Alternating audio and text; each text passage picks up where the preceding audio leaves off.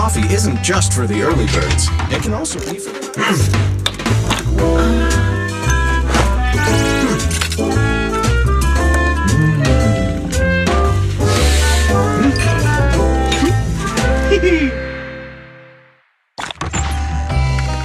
When you feel lost, you can always come back here for a cup of coffee.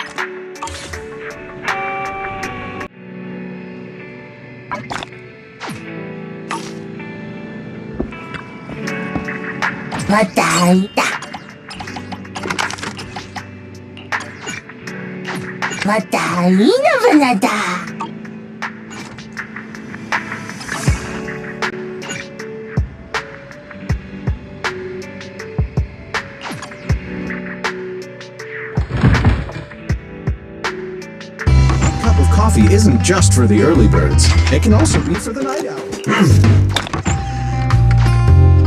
Whenever you feel lost, you can always come back here for a cup of coffee.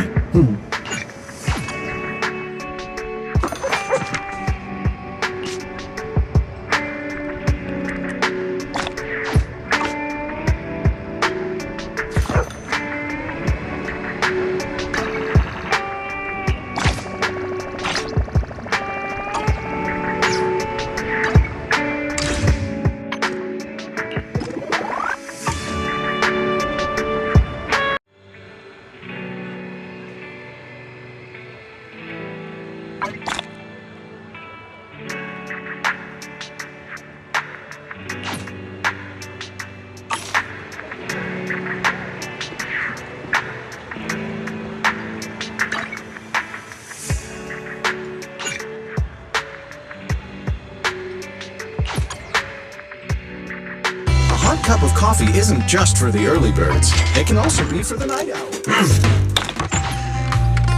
When you feel lost, you can always come back here for a cup of coffee.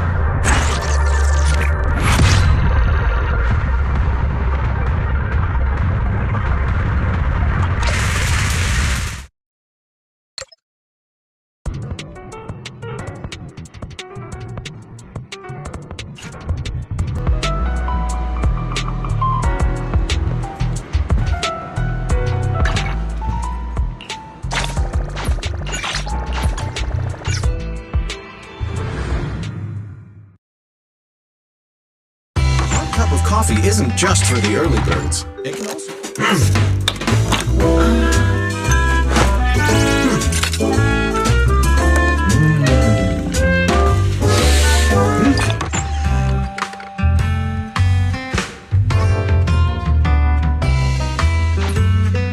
Sometimes, stopping to take a break can help you go further.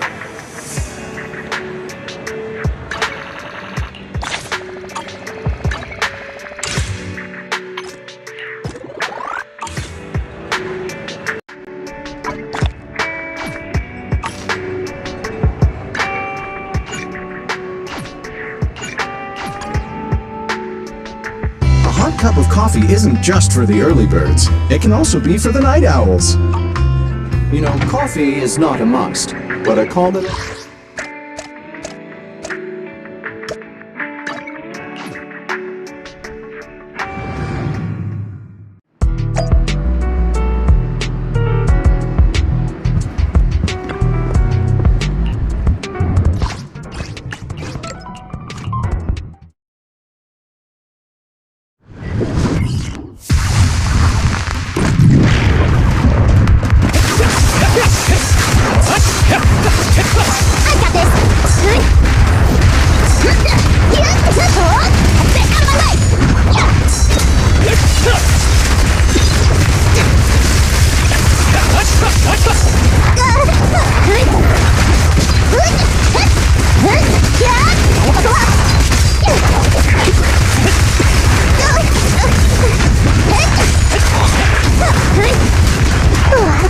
I'm closing now.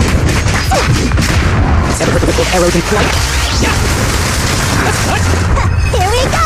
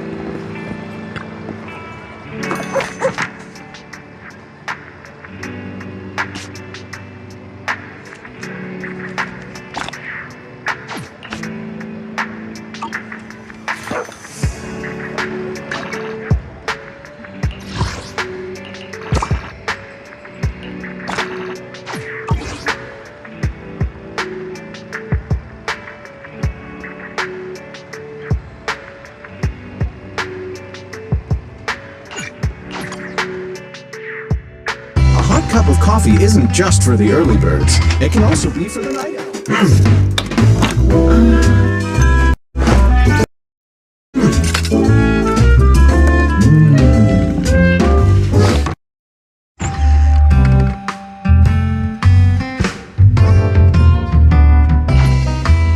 Whenever you feel lost, you can always come back here for a cup of coffee.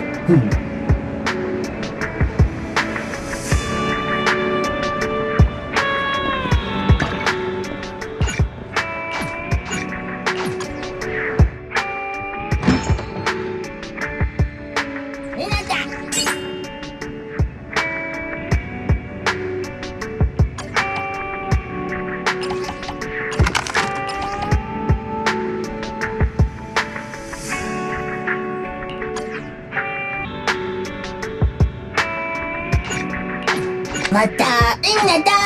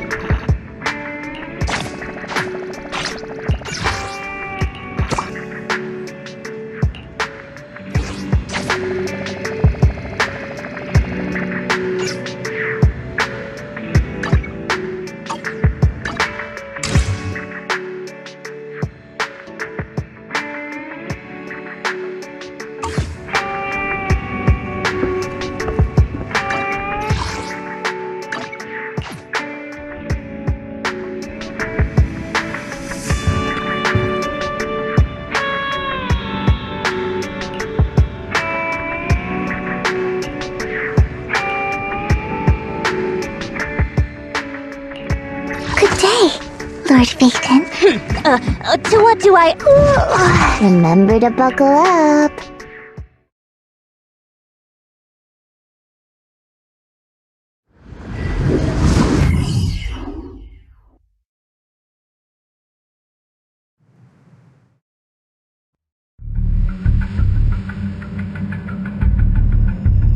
Where's the sacrifice core? Camille, you really think I'd stroll around with something this important? Plus, even though the Ravenlocks and the Exaltus have been working together for ages, I've hardly even met Lady Dina. I'm the one offering the sacrifice core here. I'm curious what Lady Dina's got lined up for me in return? I'm just here to verify that the core you mentioned is real.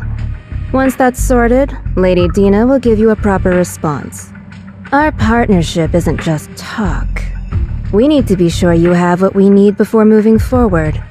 Sure thing. I'll take you to where I keep the core. Once you verify it's legit, have Lady Dina come over. We'll lay everything on the table face to face. All right, lead the way. It seems Hartman is trying to bargain for more. What a greedy and insatiable man. It's just that... why would they only send Camille for something as important as the sacrifice core?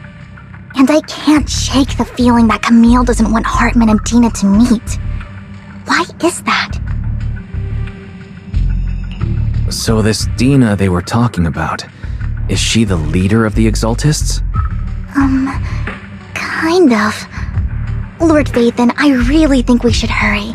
We must get to where Hartman keeps the core before anyone else does.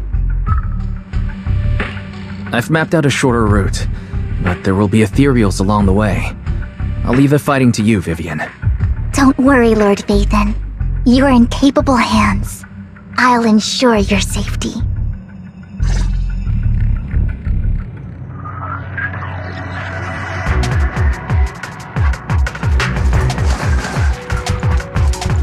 Ethereals!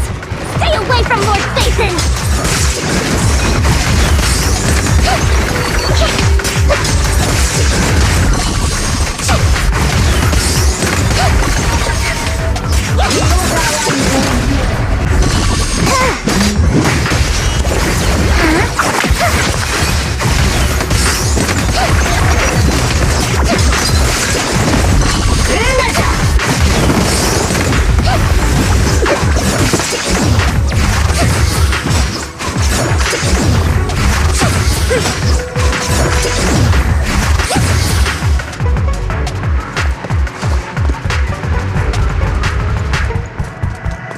Looks like Hartman's trying to negotiate for more leverage.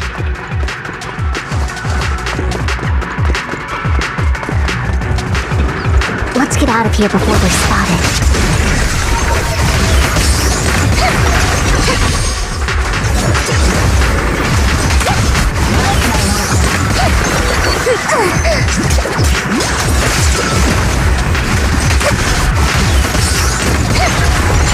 Let's keep moving, Lord Phaethon.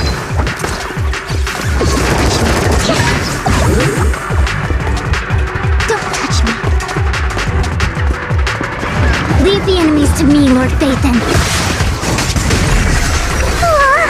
Lord Phaethon just so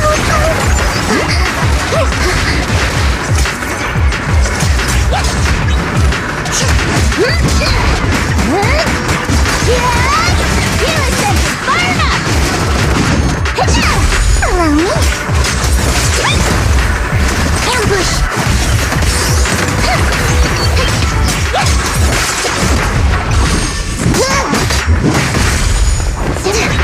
Leave it to me.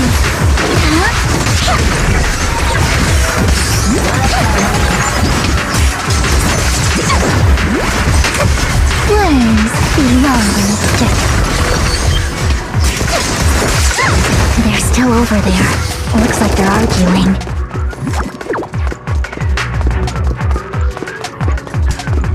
This is our chance. Let's hurry.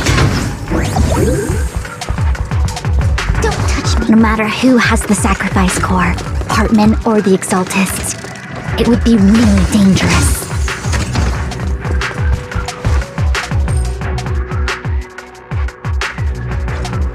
hand over what's in the box. Or we do this the hard way. You sure talk big, little girl. Let's see if you can get past me first. Let's hurry and secure the sacrifice core. Lord Vathan, the box is empty. So Hartman never kept the core here to begin with? How did you even find your way here? Where's the core in the box? What did you do with it? You call this keeping the sacrifice core safe?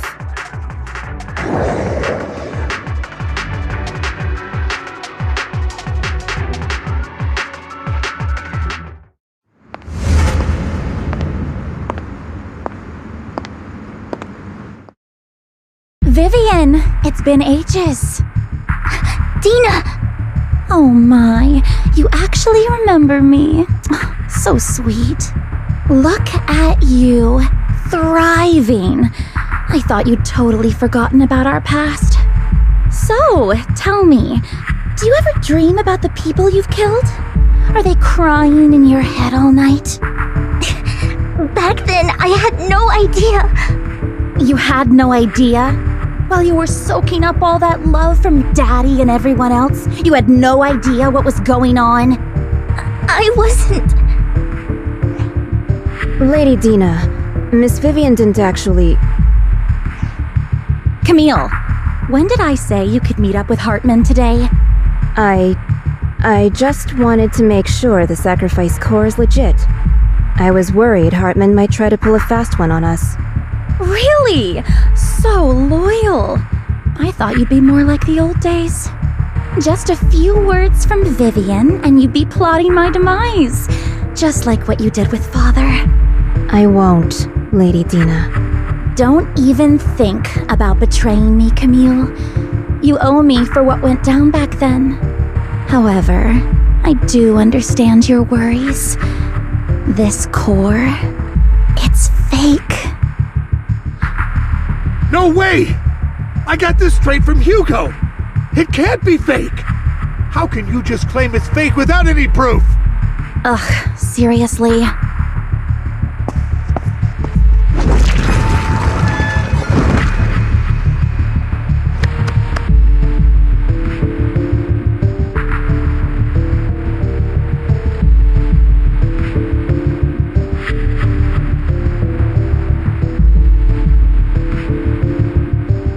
The sacrifice core can max out the ether particles within human bodies in no time at all. But look at your little subordinate. How uncouth. He's making noises like some animal. Can you shut him up? So annoying. The masterpiece Father made for the Creator isn't this worthless piece of junk you're holding. So, the real core. Vivian, where do you think the sacrifice core is really at? I don't know. If I knew where the real core was, I'd destroy it without a second thought.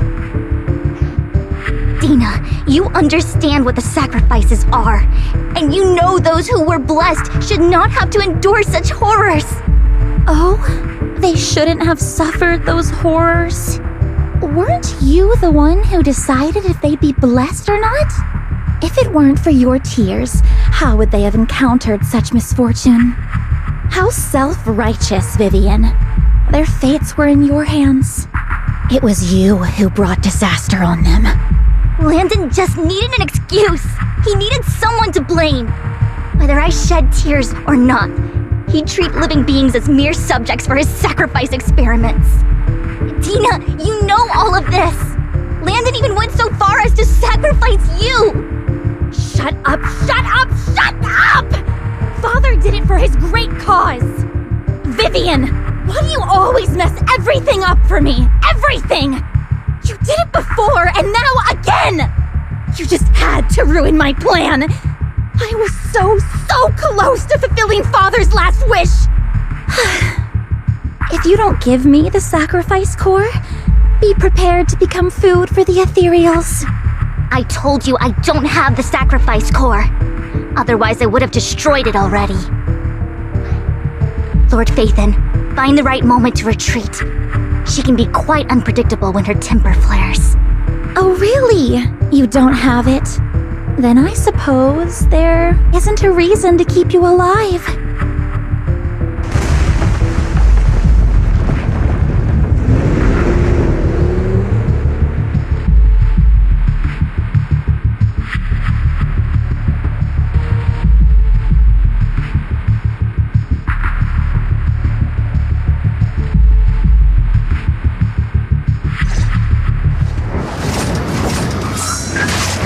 More ethereals are coming.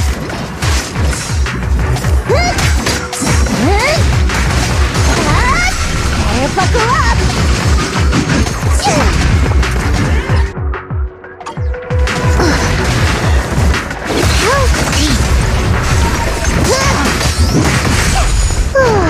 There are too many. There's no chance to get out of this.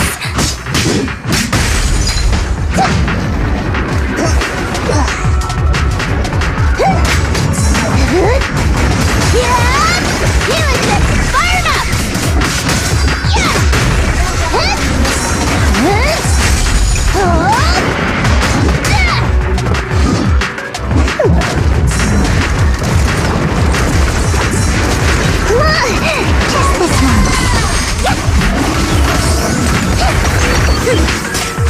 Careful! You better not get my chest dirty.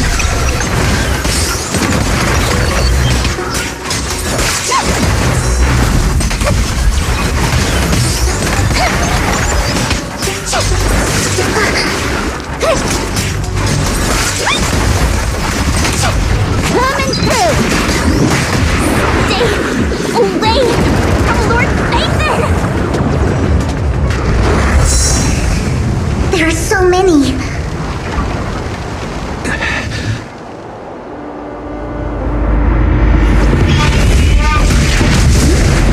It's ink.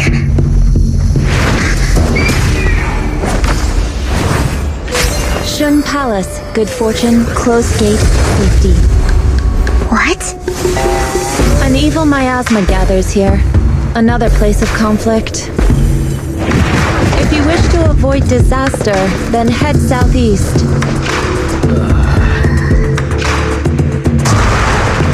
Now! Thank you.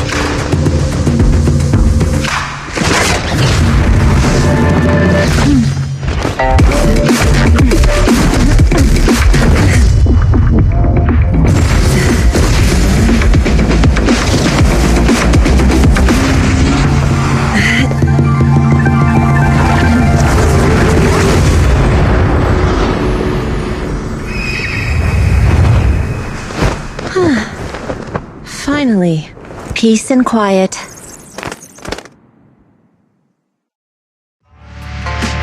You must be wise, right? Mayflower mentioned a special partner might need my help. May I ask, who are you? I'm the 13th generation master of Yunquei Summit. You can call me Yixuan. Mayflower passed along your info, and I was curious what kind of person you are, so I came to see. At first, I thought it might be a hassle, but your energy feels really calming. Quite nice, actually.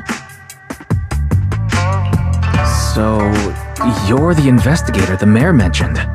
Yes, he also asked me to be your temporary teacher and offer you a bit of guidance. Guidance? What does that mean exactly? Unfortunately, this isn't the right time or place to talk. I have some investigation work to catch up on, and it seems you've got quite a lot on your hands, so let's part ways for now. I'll find a good time to visit you soon.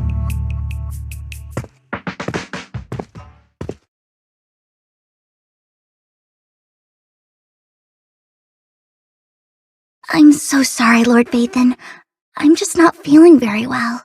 I think I'll head back for now.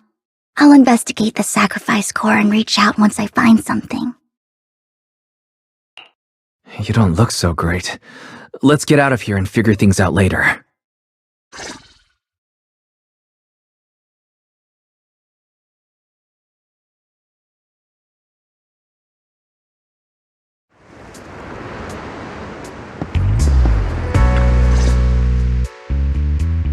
Phaethon, are you going to rest now? I can head back later, Vivian. You seem a bit off since we left the Hollow. If you want to talk about what's bothering you, I'm here. Sometimes it helps to get it out. I didn't mean to keep my past from you, Lord Phaethon. When I was little, people thought I brought misfortune, so no matter where I went, no one wanted me around for long. Then, one day, Landon adopted me and brought me to the Exaltists. There, I met Dina, who was so kind to me, treating me like a dear sister.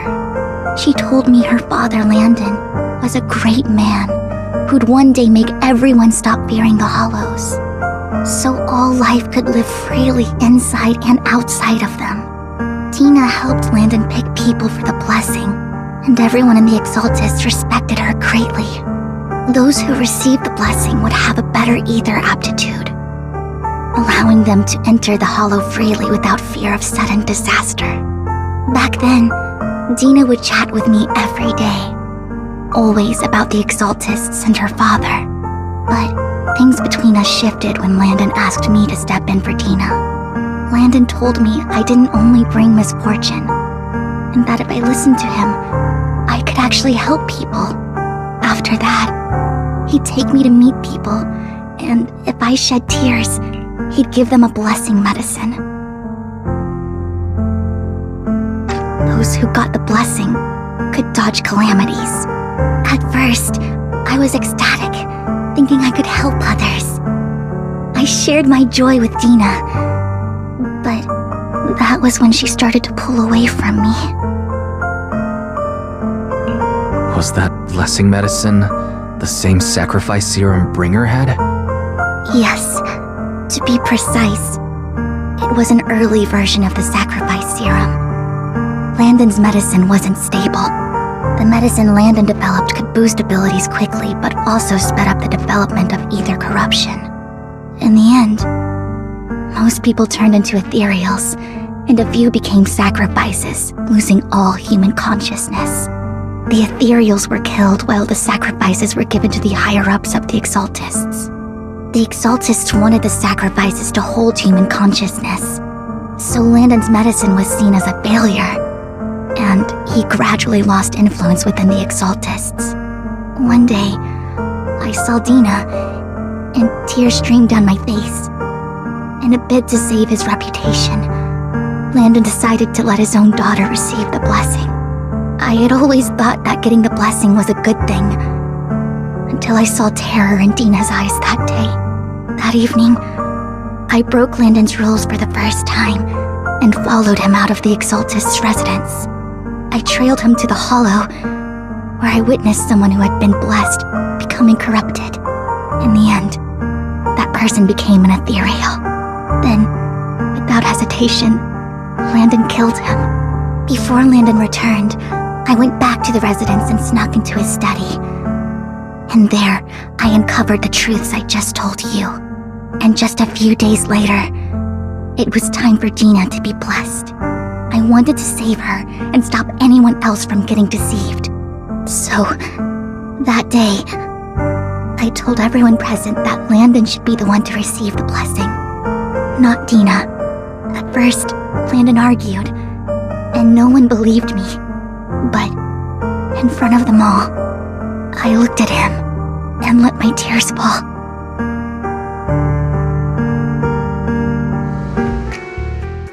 Lord Landon, please accept the blessing. Vivian, you... Why won't you accept the blessing? Were you lying to us? Great for fools! You have no use anymore! Liar! Run! Run! Dina! Dina, wake up! We have to go! Vivian? What's happening? Listen to me! Lord Landon's so-called blessing isn't...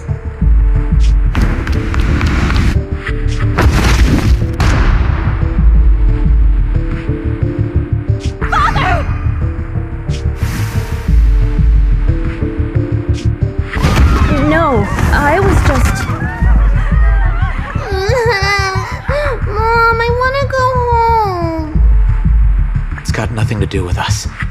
This is just what happens when you don't accept the blessing. Vivian, was this you? Tina, I just didn't want you to accept the blessing. Everyone who does ends up... I just don't want to lose my father. You knew? If you knew what he's done, He's my father. He's all I have. Stop being self-righteous, Vivian. You only ever bring misfortune.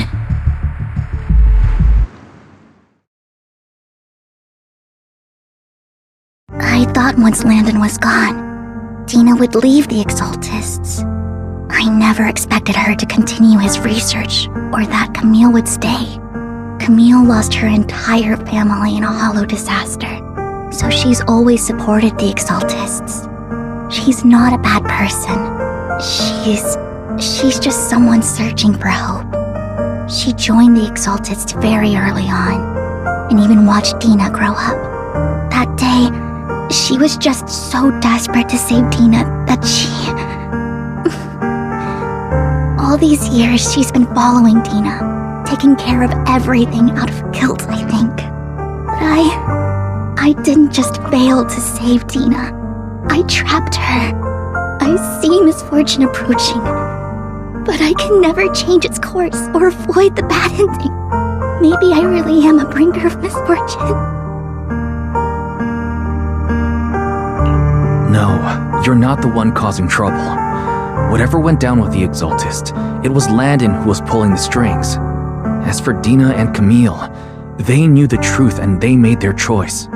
The hollows and the disasters they caused took more than just their loved ones. Not all survivors cling to obsession and hatred like those two do. Lord Phaethon.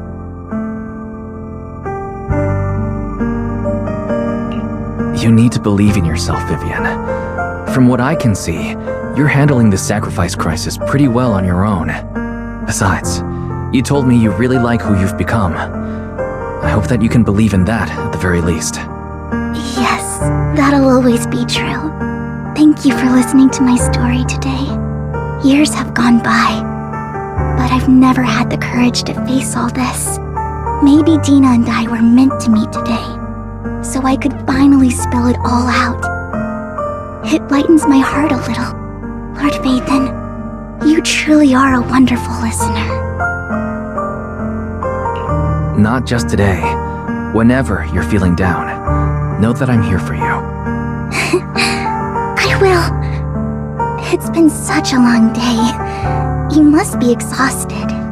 I'll track down the location of the sacrifice core and let you know what I find. Good night, Lord Phaethon.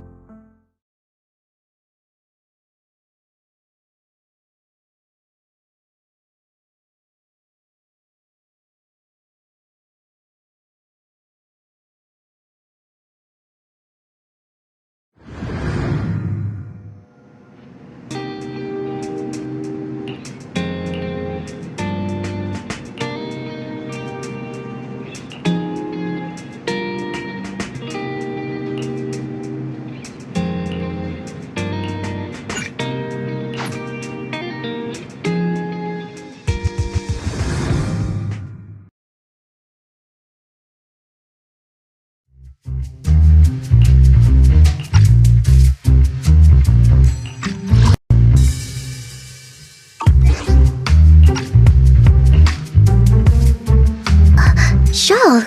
I didn't expect you to be working here. Perfect. I was just covering someone's shift. The screening here is super strict, and I was afraid the supervisor would realize I was new and subbing for someone, so I hid in the control room during the supervisor's inspection. So I happened to bump into this guy, a blonde man wearing a hat, and I think he was checking some footage. Then he logged that footage into the tape he brought. Later, I found that part of the footage had been wiped.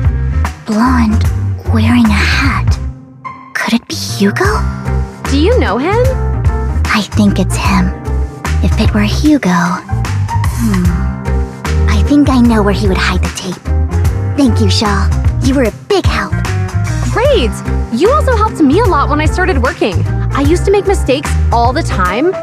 If it weren't for you cleaning up my messes, I would have been fired ages ago. So I'm happy I could help you too. All right, go ahead and do what you need to do. We'll catch up another time.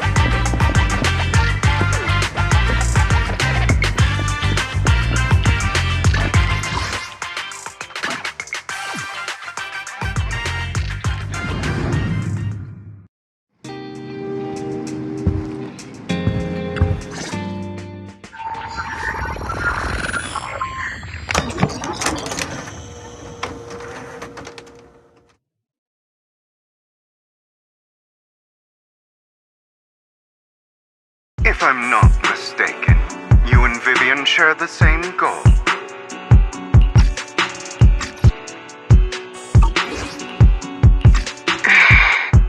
Silence is no good for negotiation. want Dina to reach a point of no return.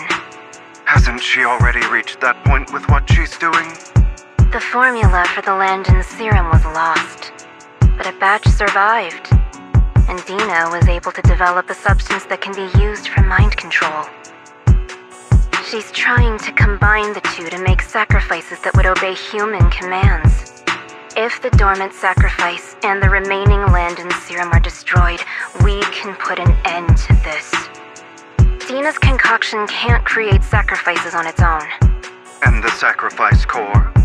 That belongs to the creator, not her. Although I find Landon's methods despicable, I can't deny that the Exaltists and the creator are leading us in the right direction. I just don't want Dina to spend her life trapped by her father's mistakes. I mean, no offense, but I find your protectiveness rather weird. I will confirm the location of the dormant sacrifice and find the chance to relay the information to you. I do not want any of my people to be going into danger. As for the sacrifice core, I can only guarantee that it will not fall into her hands. As for how things will ultimately play out, the creator will guide me.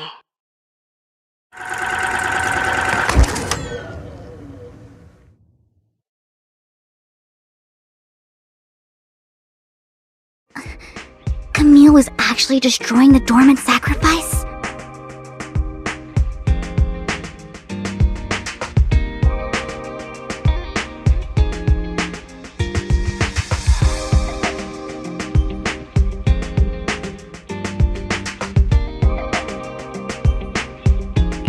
Compared to Camille's motives, I'm more concerned about whether Hugo has more plans lined up. Hugo... Wise, Lycon just sent a message saying he's got something urgent that he needs to talk to us about now.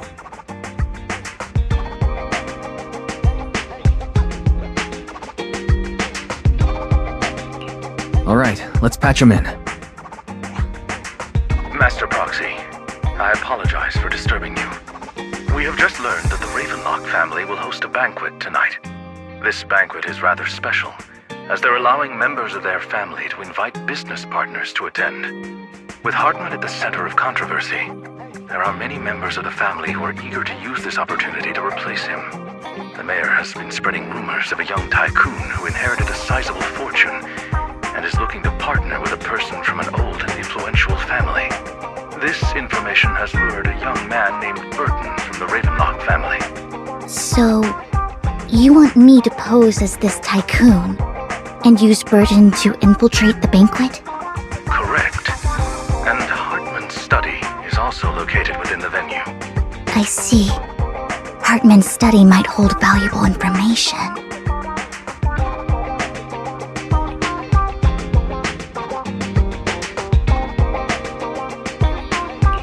It seems like there's nothing left for me to do. You can attend as her +1. +1? Lord Phaethon, please go with me!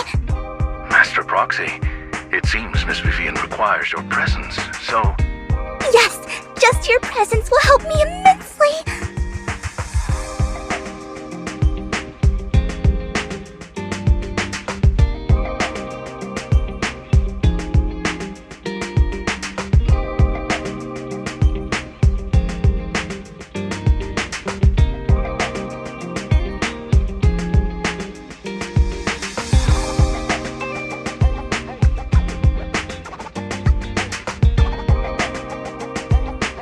Sure.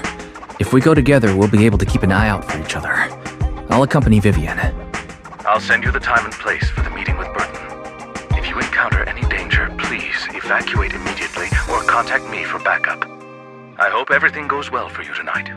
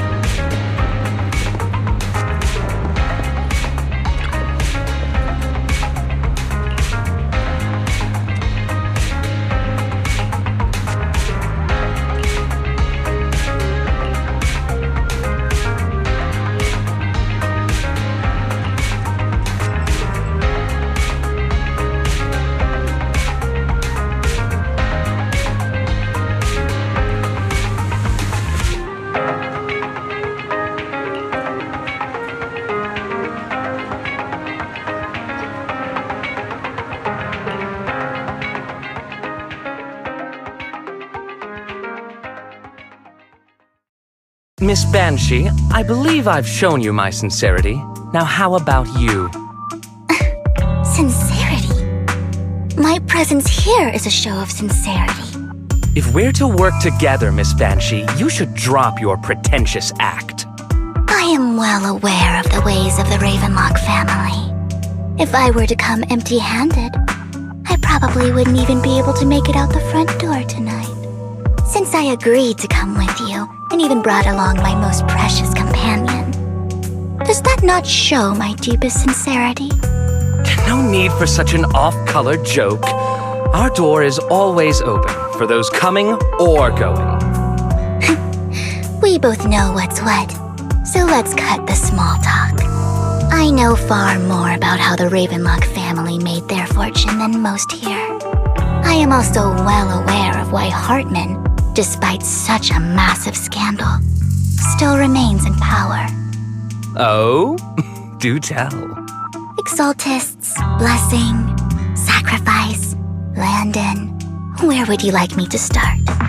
How did you know that? No, who are you? Don't be so tense. If I'm not mistaken, it's about time the banquet began. My companion and I are practically famished. Is this how you treat your guests? By letting them starve? Perhaps when we've had our fill, we'll remember where the sacrifice is hidden. You know where the sacrifice is? So, can we go get something to eat now? And I'm also looking forward to receiving a special dessert from you. We can discuss what you wish to know while we enjoy dessert. Of course! I wouldn't let such an important guest discuss matters on an empty stomach. As for dessert, I will prepare it myself, and I guarantee it will satisfy you. I'll come find you later. I wish you a pleasant evening.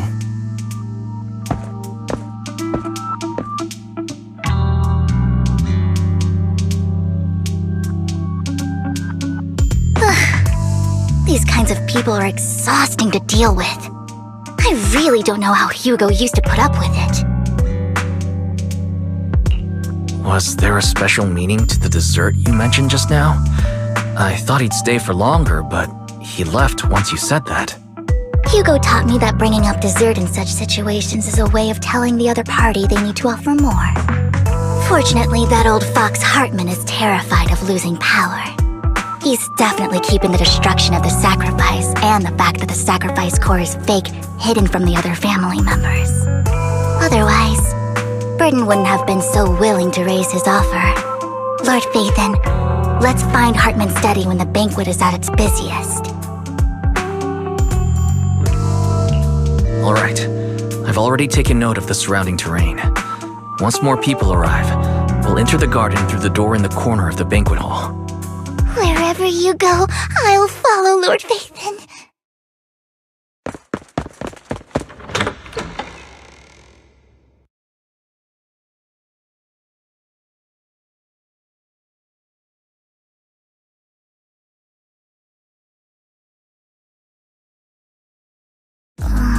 Isn't this going a bit too well?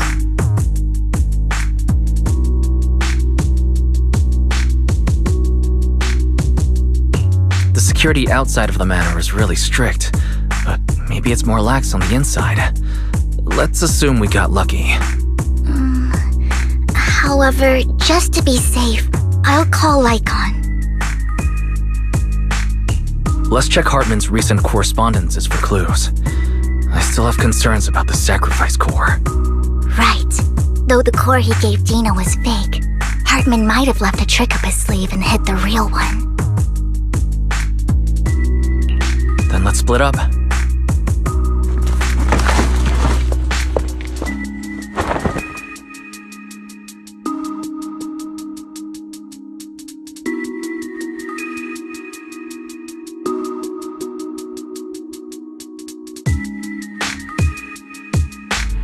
Esteemed guests, is the catering at the Ravenlock family banquet not to your satisfaction? So much so that these two distinguished guests felt the need to come to my humble office to scavenge for food. Don't want to come out?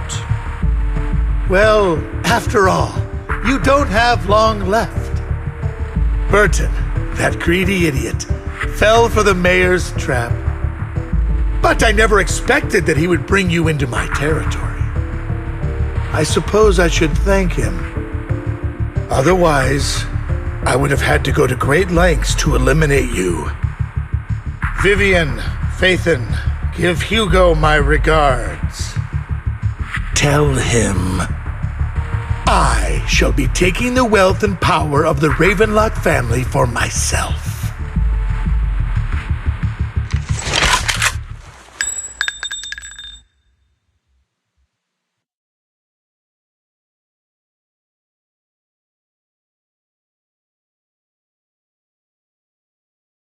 Bullet!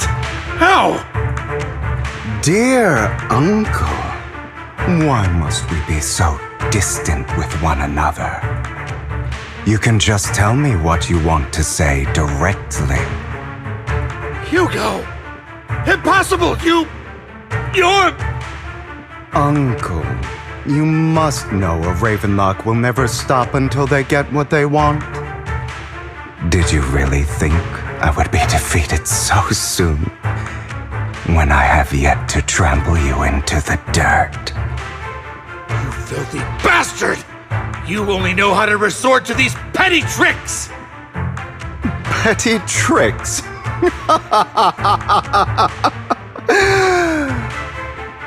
Perhaps you'd like to know what I managed to accomplish using this faked death of mine. My dear Uncle.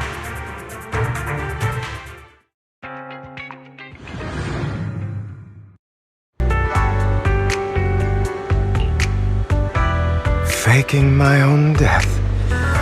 Hope it's all worth the theatrics in the end. It was just to keep Hartman off my back, but maybe I went a little overboard. The manager must be pretty shaken up. I should apologize at some point.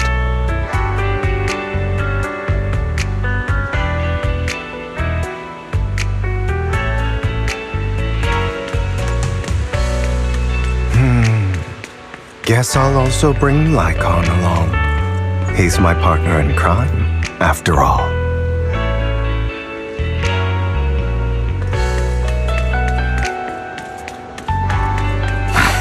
You're late. So strict. Spare me a moment to catch my breath, will you?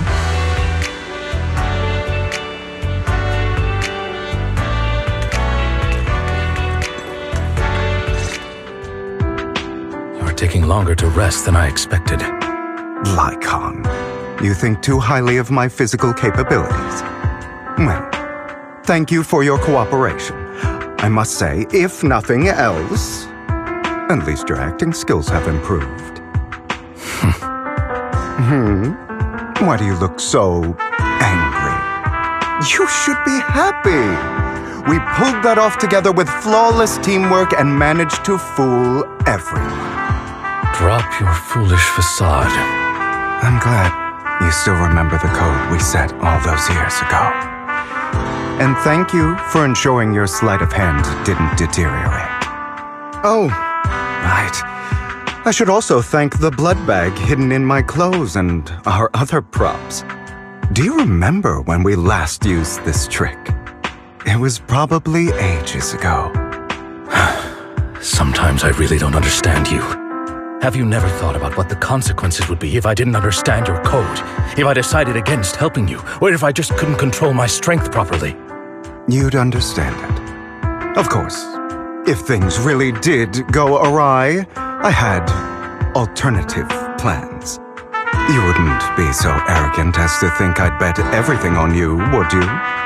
You're insane. Aw, I'm flattered. So what exactly is the purpose behind all this? Surely after going to such great lengths to erase your own existence, you don't just plan to hide here and reminisce about the past with me. Don't try to brush this off. I've already helped you enact your plan. Tell me the truth. Don't get your tail in a twist. I have more plans that require your assistance, so naturally I would not hide anything from you. Simply put, as things stand, whether as Hugo Vlad or as Mockingbird, I am doomed to die. Seems you've made quite a few enemies. As a member of the Ravenlock family, I negotiated with Edmund and managed to obtain resources from Tops for my future plans. I also confirmed what attitude they held toward your master, the Mayflower family. Meanwhile, I used my identity in Mockingbird to strike a deal with Hartman and gather information on their collaboration with the remnants of the Exaltists. That's where I got my intel on what Bringer left. Oh, by the way, the crime declaration letter that your dear mayor received, that was also sent by yours truly. He's probably figured that out by now, right? Though I'm not sure if he told you. The mayor learned about the sacrifice attacks through his own means, but lacked an opportunity to take action. That warning letter was precisely what he needed. You aren't hopeless yet. How delightful. In short, I'm more well-informed than your lot because I get around, dealing with all these different important figures. But of course, it comes at a cost. It's only fair. After all, you can't hide the smoke from a wildfire. Rather than trying to carefully tame it and risk setting yourself alight, it's better to let it burn free. When I helped you put on your little act, killing you in front of everyone, you left the sacrifice core to Hartman. That was intentional too, then? Oh, yes. And it worked like a charm, didn't it? Now no one cares for me anymore, and all eyes are on Hartman. A perfect situation for keeping the Ravenlock family in check while dealing a cutting blow to the Exaltists behind them. Another crucial point is Vivian and Phaethon. I must sever any ties they have with me or Mockingbird. Although I feel bad for Phaethon about what happened, but it had to be done. That's the only way they would be safe, allowing the plan to continue. I noticed that you never turned your blade toward Master Proxy. So, those words you said back then were also... I will bloody my hands. I will carry the weight of my sins. I will become the Abyss. Obviously, it was all an act. My acting has always been impeccable, as you know. Hugo, you're taking such a tremendous risk. Why? Would you believe me if I said it's for justice? But unfortunately, it's not. I want revenge on the Ravenlock family. And I will make sure that despicable excuse for a human being, Hartman, suffers a slow, torturous end. Of course, I also promised Vivian that I would help her investigate the whole thing with the Exaltists. That's all. You don't look too good. Is it your wounds? No. This is the first problem I plan to resolve. Lycon, do you have a place that is sufficiently discreet, quiet, and can take a lot of damage?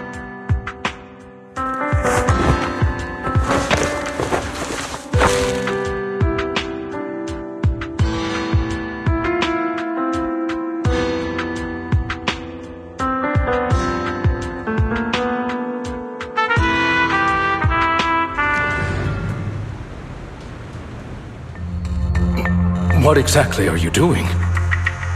Don't look at me like that. If I didn't have to do this, I wouldn't. Hartman recently obtained a bizarre substance, most likely from those crazy Exaltists.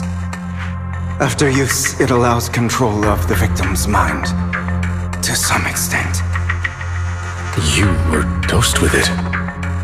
To be more precise, Lycon, I deliberately allowed Hartman to put this drug in my cup to facilitate our previous collaboration.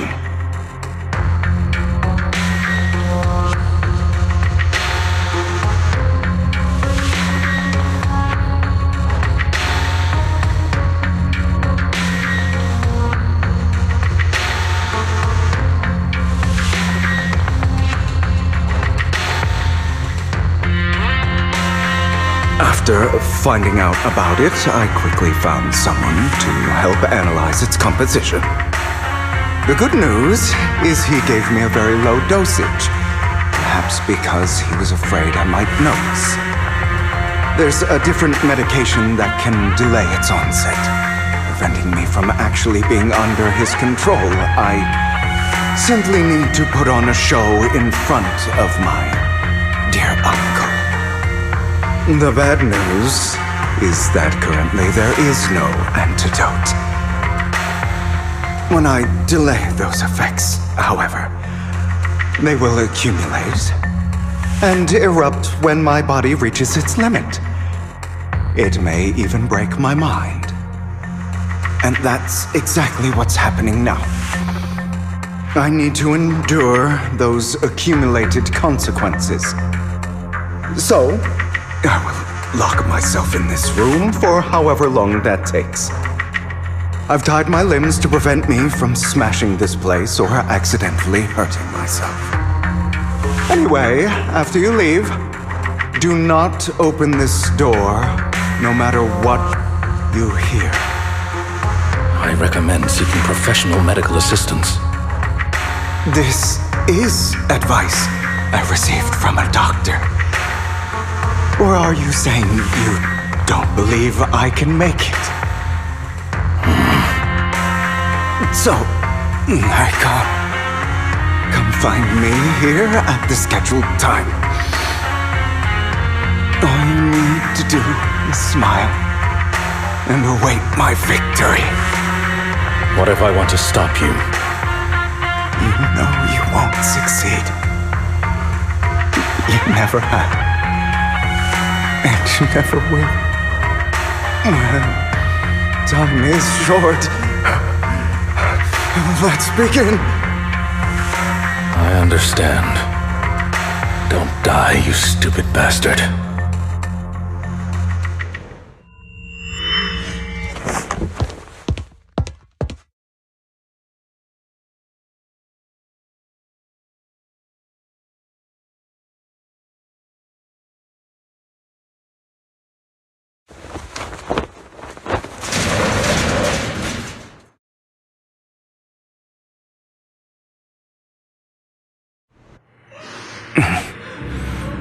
Is this because the side effects haven't worn off yet? Lycon's late. I'm surprised. Or is something wrong with time itself? Looks like someone's over there. Might as well go ask.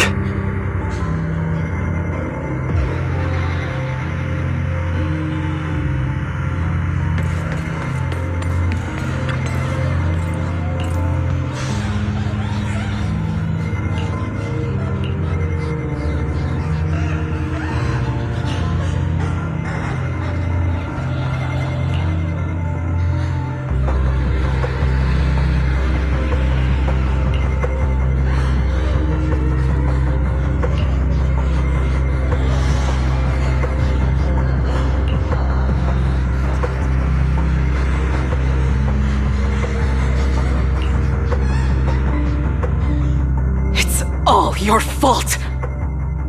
I wish I had never given birth to you!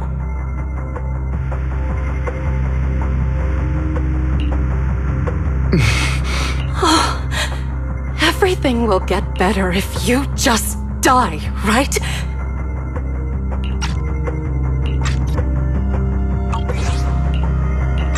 If you die, he'll come back. We'll have another, more perfect child. One who will inherit the Ravenlock family bloodline. I will be able to escape this pain. So, Hugo, for the sake of Mommy's happiness, just die, okay?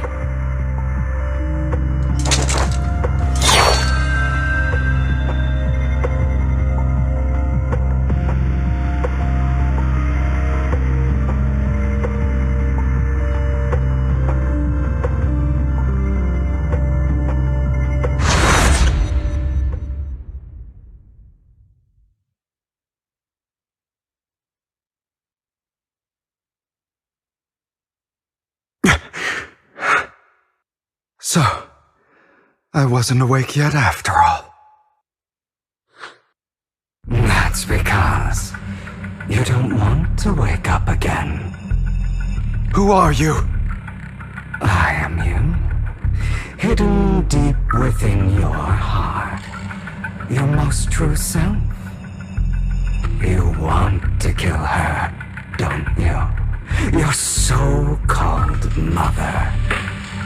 Every time she beat you without reason, when she tried to gouge out your eyes, when she sold you into that hell, laughing all the while. You wanted to be the one to end her life. Why not admit your hatred? As you are, you can hunt her down and make her pay for the living hell of a childhood she made you suffer. Yes, I hate her. I hate her because she was foolish and shallow, greedy and stupid. I hate her because she doesn't deserve to be a mother. She did everything she could to try and get into the Ravenlock family, believing she could live a life of luxury without having to do anything and never realizing she was a pawn, discarded from the very beginning. So she chose to blame me. Blame me for my heterochromia. Blame me for my very existence. But I won't kill her, because I know it won't change anything. She was incapable of loving me, just as she is incapable of loving herself. Have you been brainwashed by that dog? Keeping up the act of being some magnanimous and forgiving fool? Don't compare us. I've simply come to understand love or hate. I make my own choices, and they have nothing to do with anyone else. She sold you to the Ravenlock family for a huge sum of money. She used that money to start a new life without you. While she was indulging herself, you were going through hell in the Ravenlock Manor. Does it not torment you? Do you not feel the hatred? Do you not want to demand answers? Kill her. Only by killing her can you be truly free. For a long time, I thought the same way. But now, well, I want to make a different choice. Stop lying to yourself. You never had a choice. This weak-minded thinking will only lead you to failure. Like before, you'll be nothing but a worm, trampled into the dirt by those so-called elites. Do you still not get it? This is how the world is, and always has been. Hesitate and you'll be the victim. If you don't grab your knife first, you'll end up being on the other end of the blade. If you want to change anything, you must first become the one who makes the rules. just like that woman. The only reason she could treat us that way was because we were weak. So listen to me. Find that woman, kill her, and prove to this world your strength! It's what she deserves! Why forgive them? They don't deserve it! I'm not forgiving them. Or rather, I don't care about them. They don't even matter, at least not yet. You know, perhaps the person I hate the most, the one I truly cannot forgive, has never been someone else, but rather my weak, powerless past self who could do nothing but hide inside a closet and cry. I hate myself for having neither the strength nor the courage to resist. I hate myself for begging for so-called familial love, even after being treated so terribly. I hate that despite the pain of my wounds, I still hope to receive the carrot and not the stick. And that means you, correct? So, I forgive you. I forgive myself. You'll regret this, fool. Your pretty words mean nothing. You will ultimately return here to me.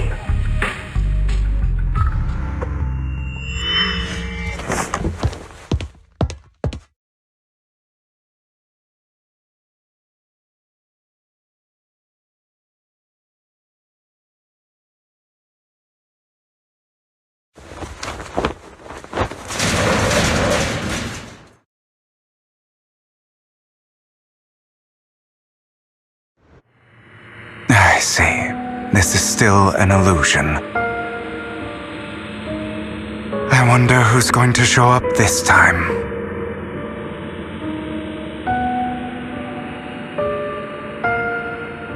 Brother! Hugo, let's play hide and seek! I'm already hiding! You'll find me, right? Like you always do! Serena.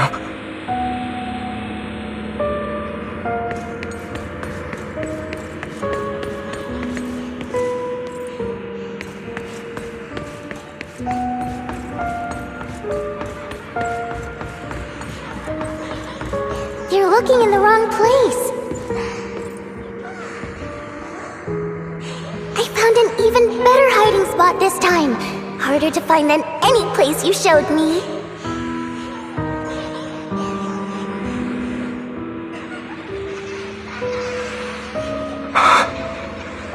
Hey, Hugo. Do you ever wonder why I had to die? It was because of me. That's right. It was because of you. It's all your fault. If only you didn't exist, I wouldn't have had to suffer.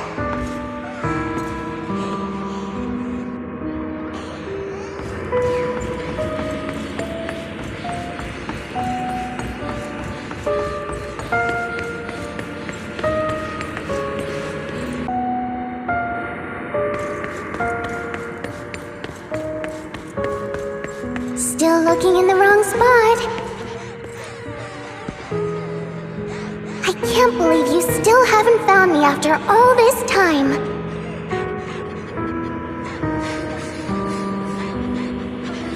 Have you forgotten about me?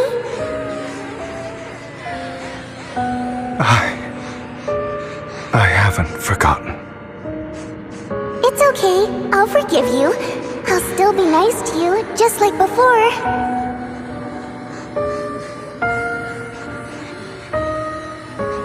I was the only one who was ever nice to you, wasn't I? Yes. Then tell me, why do good people always suffer? Why is kindness always punished instead?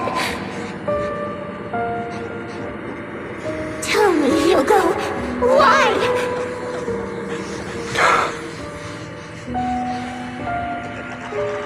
Hugo, are you lost? Go back the way you came. I left you a surprise there.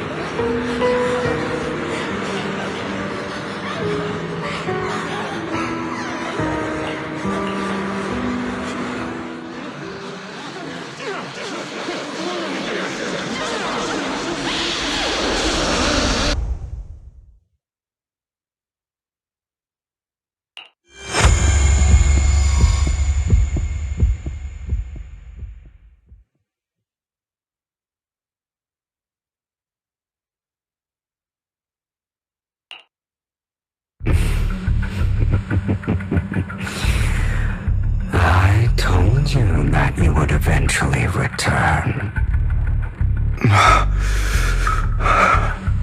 We meet again, my friend. I told you, I am you. The side of you that you've always tried to deny existed. Of course. I know. This time it's about Serena. Right? Yes, your half-sister. And the only child in the Ravenlock family who was kind to you. Unfortunately, it was her kindness that led to her untimely death. It was my fault. I don't like the way you blame yourself, because that means I'm to blame as well. And I don't think I did anything wrong. Your mother sold you to the Ravenlocks. And your father, he saw your talent and wanted to use you to push the other children into competing with each other. My brothers and sisters wanted to get rid of me from the moment they first saw me. In their eyes, you were no more than a slave. But Serena dared to treat you, a slave, as if you were human. And so, she was fated to die. They tried to kill me many times, but I was careful, and they did not succeed. So they killed Serena, who was weaker, an easier target, and pinned everything on you. Serena died in your place. Those cruel brats thought that by reporting this to Father, they could use it to get rid of you, a rival who threatened their positions. Yet, not only did Father not blame you for the incident, he praised you for it. In this world, Only the ruthless, cruel, and merciless can stand at the top. And that's exactly what you managed to live up to, no? You found a perfect opportunity thereafter to catch the ringleader of the group who framed you and almost beat him to death.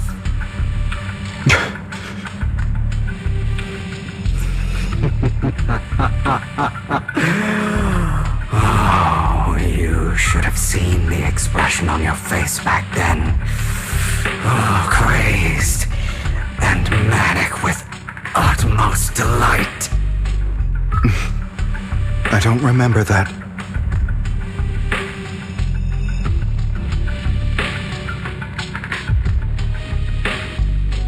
Here you go again, trying to deny your desires. Deep down inside, you've always wondered, asking yourself why these evil people never got the punishment they deserved.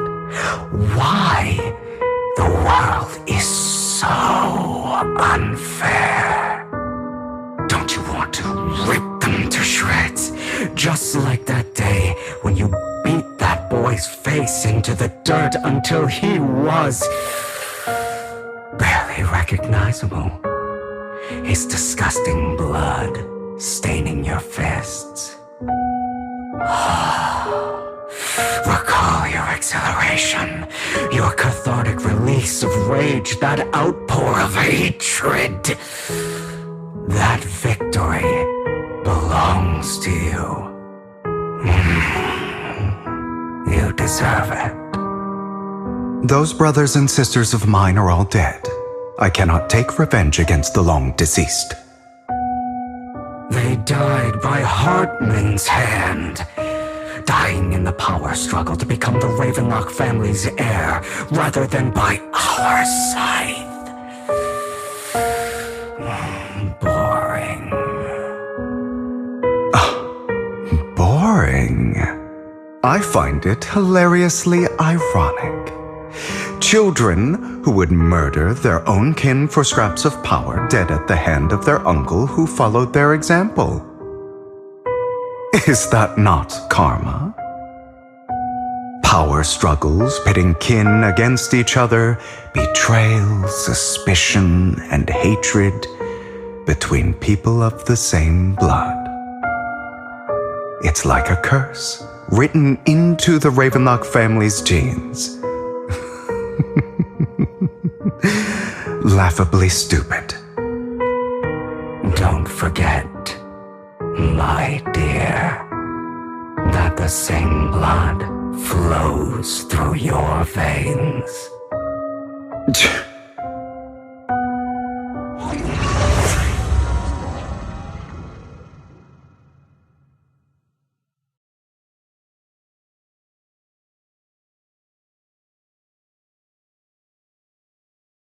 That's right, my dear nephew. No matter how much you deny it, the blood of the Ravenlock family flows through your veins. Survival of the fittest. Only the strongest deserve to live. Only the strongest deserve to rule. This is the path of success that has led the Ravenlock family to victory countless times. A blessing and a curse etched into your flesh and blood. As long as you live, you'll never escape the mark of family. You are destined to one day become someone like me, like your father.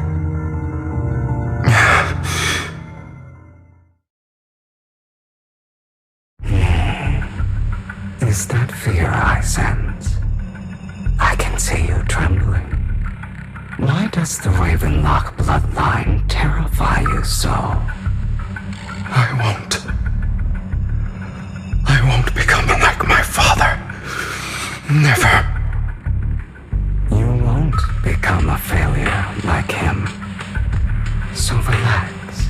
Our power eclipses him, and so does our ambition. So, Do not deny your own desires. Do not resist your own ambition. This is the talent you were born with. The best gift fate has ever given you. Admit it. Deep within your heart lies a spark, yearning to ignite a raging inferno that will burn everything down. And I am that spark.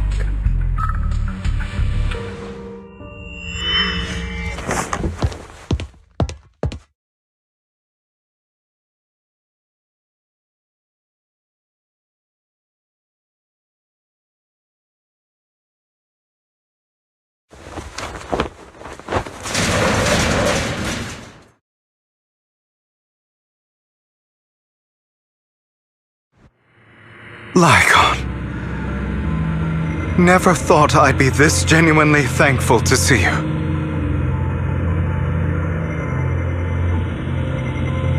Seeing you means this never-ending nightmare is finally over, right?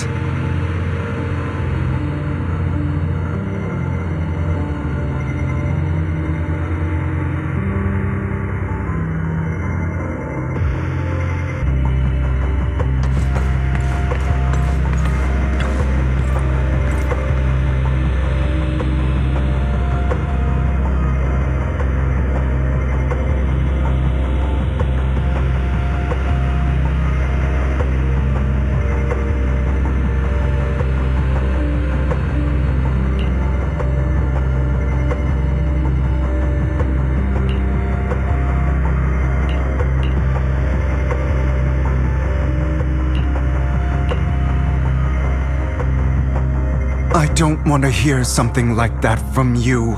You have no idea what that man, my father, is really like. A person who stops at nothing for their own interests and ambitions. Just like what you're doing right now. And what do you think I'm doing this for?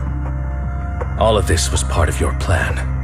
You knew where the Ravenlock family was going to be, so you set Mockingbird's target there. To seek revenge, you plotted to assassinate your own father, but he was too vigilant, and you failed. After almost being assassinated, your father was furious and locked everyone in the hall, but was unable to find the assassin. And what a coincidence that a hollow disaster just occurred in the vicinity. So he used it to eliminate all the unfamiliar faces there, turning them into victims of the Hollow, an easy feat for the Ravenlock family. So, the one who killed innocents was my father, not me. You knew what choice an extremist like him would make, and you used the chaos to once again attempt an assassination. This time you succeeded. You killed your own father at the cost of innocent lives. Admit it, Hugo. You don't care about anyone else. The only thing you care about is your revenge. How is that any different from your father? Enough. I'm tired. I may hate him for betraying me, but he wouldn't say something like that. What? You aren't Lycon.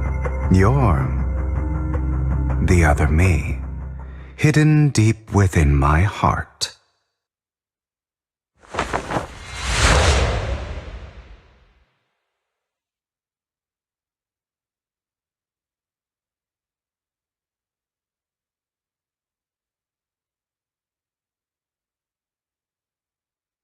I've been waiting for you, my dear.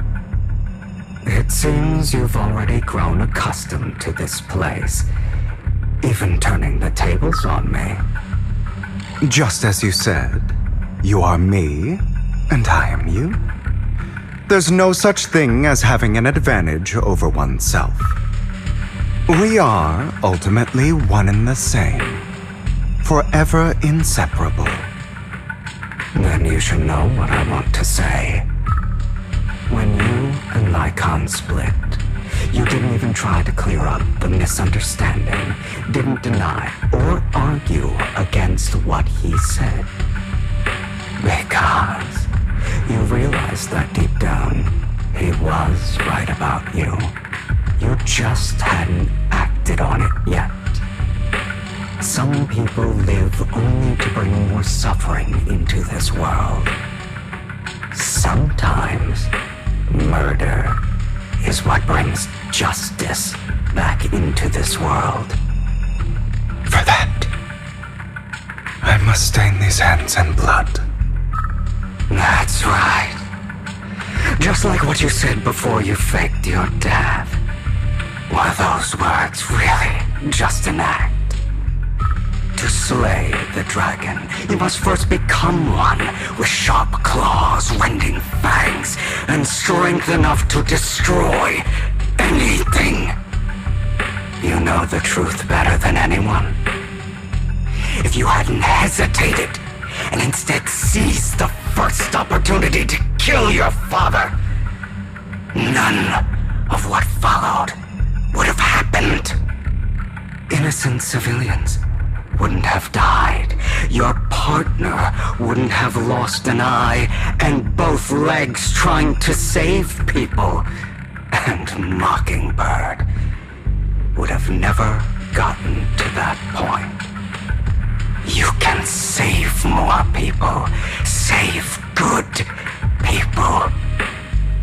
Save more lives than the evil ones you take.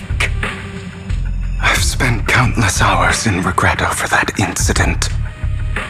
So why not submit to your true nature? You want to be the judge, jury, and executioner of this world. And you can. I wasn't responsible for Father's death. The true mastermind is my uncle, Hartman. His schemes to kill the head of the family were all so he could take control. Mockingbird was simply unlucky enough to get caught up in it. So, for a behemoth like the Ravenlock family, with its roots so deep, a single person's death, regardless of who that person is, wouldn't change anything. Of course, whether it's Tops, the Mayflower family, or even the entire world, it's actually all the same. I refuse to be dragged down by pointless hatred any longer. You foolish, stubborn idiot. Do you understand the power of hatred? Have we not come this far precisely because of it? Or are you going to follow Lycon and Jack's twisted logic? Come on. You don't actually trust anyone? Otherwise, why would you hide this whole scheme of faking your death from them?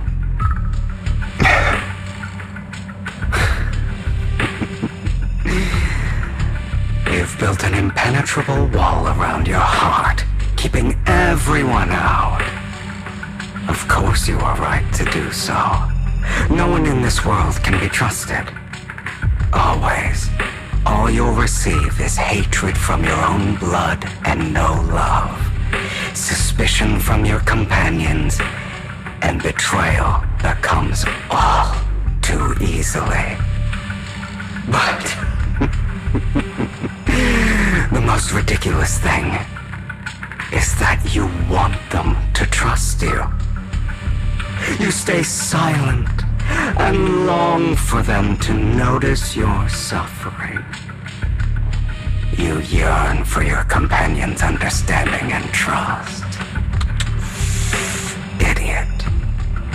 That's why you are incapable of exploiting them for your own ends. You care about their safety even more than your own. But remember, only the weak need companions. And we are children born from hatred. We are different from them. I will never be like them. And And I don't need to be. Come. Let me show you what powers we can wield. But you are me. And I'll never lose to myself.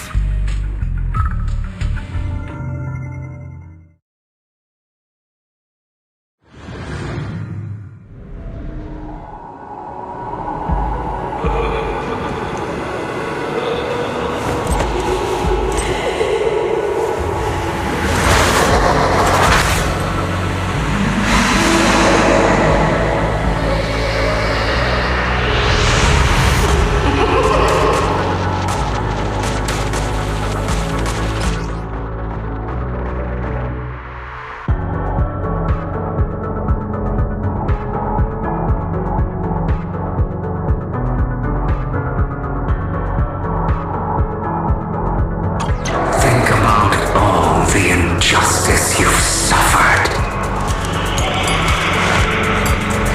If you choose to forgive, you're betraying yourself. You know that. Letting you consume me would be the real betrayal to myself.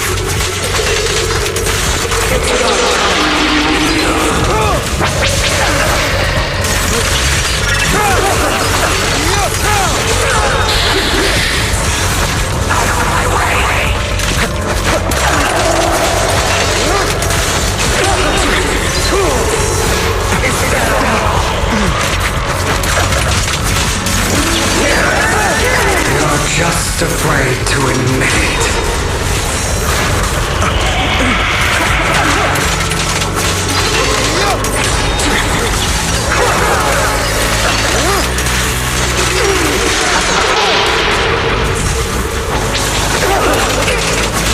You're too scared to face your true self and what you truly desire.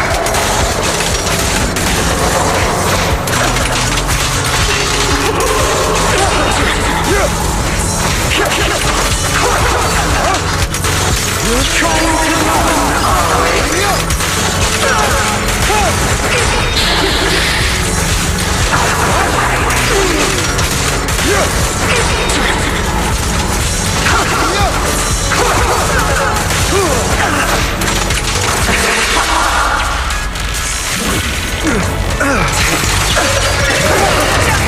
Are you trying to kill me?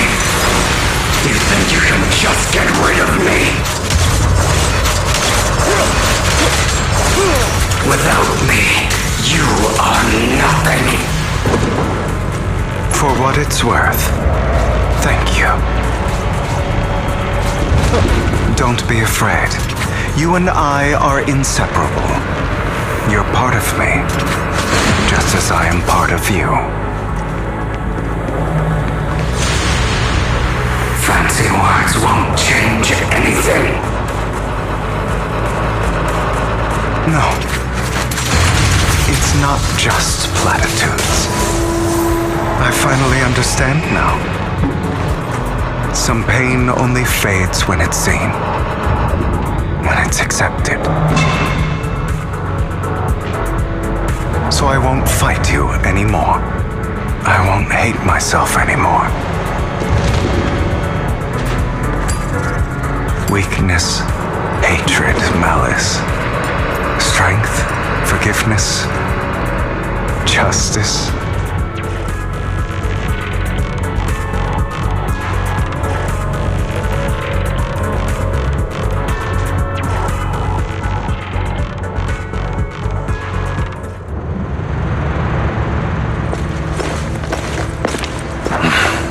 Hugo, it's time.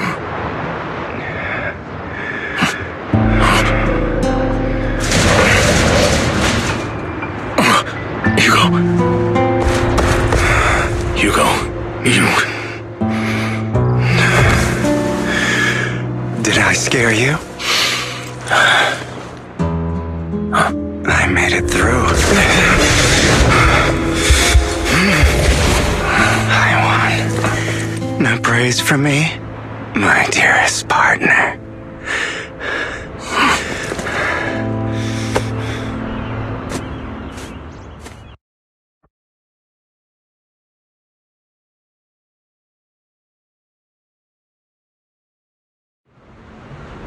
This is just like what I saw in my dream.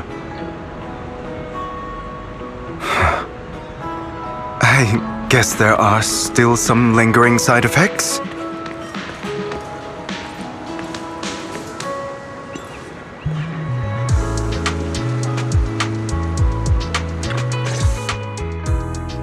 Ah, my former partner. You're still as punctual as ever. Are you sure you are fully recovered? How about we fight, and I'll show you how recovered I am. I refuse to fight someone who is in need of medical attention.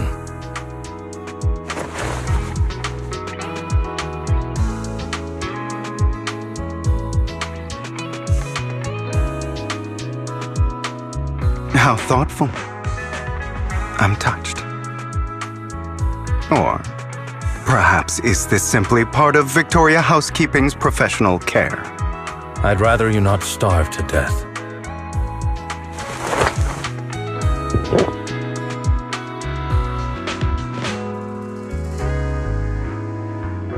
Not to your liking. I'm fairly certain this is the same kind as before. No. I've just gone too long without food. It feels a bit uncomfortable. Either way, thank you. Now tell me, what exactly happened in the warehouse? Just going a bit crazy from... you know what? Were you expecting anything else? But I did have a very long dream. A dream about many things from the past. If I had to put it into words, it would be like giving myself psychological therapy. You seem like you could benefit from some too. How about it? Want to book a session with me? Trust me, I'm a pro. Seems you really have recovered. Well, of course. I'm feeling pretty great right now. Like I could argue with you all day on every petty detail of who exactly was in the wrong back then. I wanted to ask, what you said about Mockingbird before, when you faked your death, was that part of the act? Oh, you mean the part about how Mockingbird has never really changed anything or saved anyone. I didn't expect you to still be so hung up on this. Interesting. After all, it was you who chose to betray Mockingbird. To betray me. Just as I said before, I never considered Mockingbird a failure. Perhaps Mockingbird deviated from its origins, but it has its value. You shouldn't reject the things you've done. Or Mockingbird. I have contemplated this before. Yes. Mockingbird has helped some people and has genuinely managed to cause trouble for those who abuse their positions of power for evil.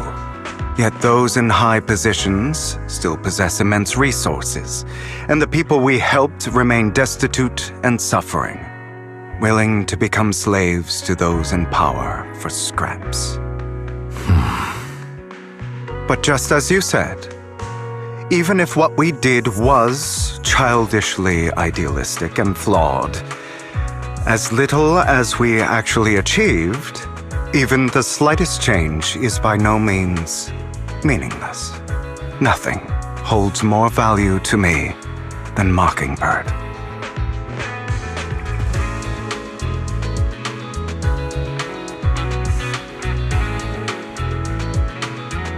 All right, let's catch up later. I still have things to do and need to wrap up my plan. I thought you would rest up first. As much as I would prefer that. My dear uncle and the Exaltis fanatics likely would not give me such an opportunity. If all has gone to plan, the fish will have taken the bait already. And if everything goes very well, I'll soon have solid evidence of the Ravenlock family's crimes. Well then, thank you for your assistance, former partner. Let's part ways here. I'll go with you. Lycon, surely you don't think that because I just recovered, I'm too weak to deal with those useless fools. Hartman's actions will disturb the safety of New Eridu. As I serve the mayor, I should intervene. Very well, whatever. Let's go. And don't slow me down.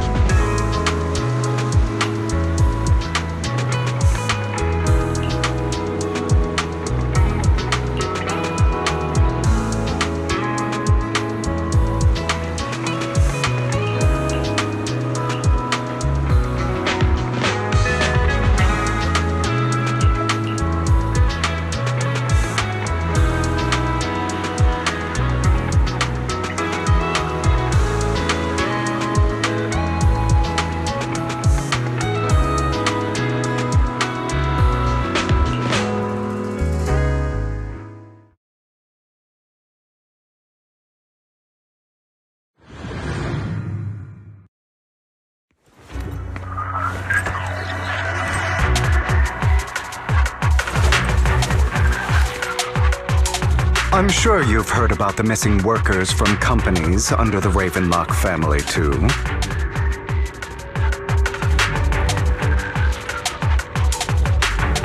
Face me. I know where they are.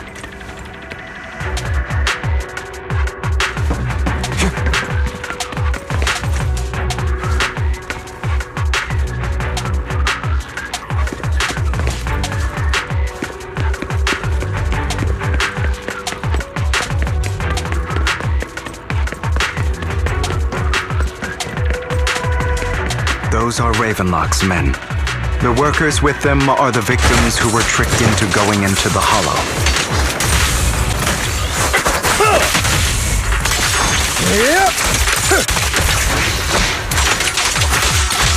Come on, let's get them out of here.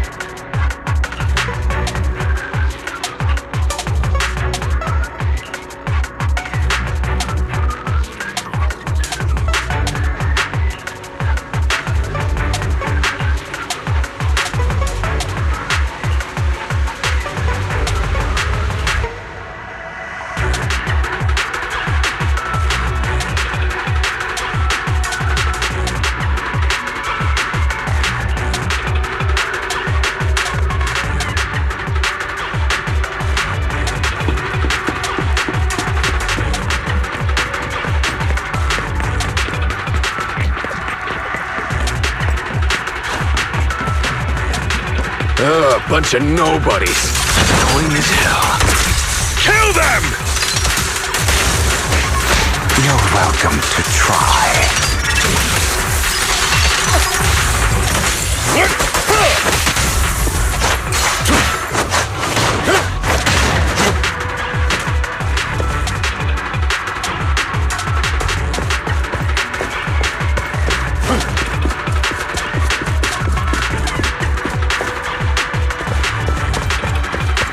More workers here. And quite a lot of them.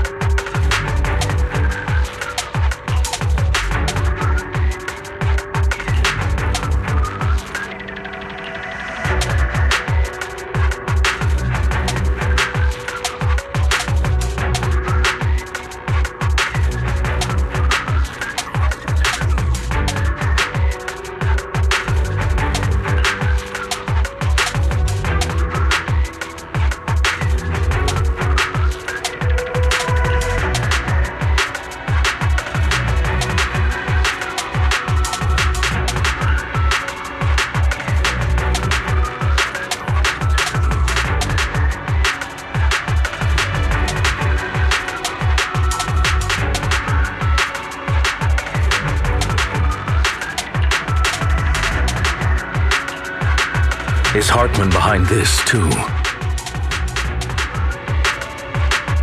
Of course. He threw them into the hollow like offerings for the Exaltists. To him, those workers are just another resource, no different from the ether his company mines in the hollow.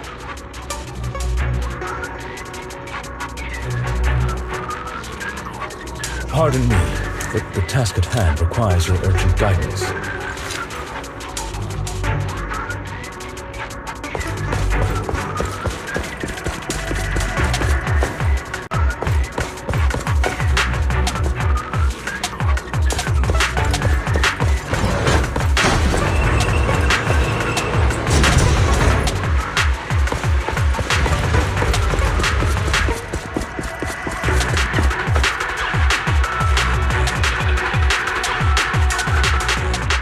There's more over there.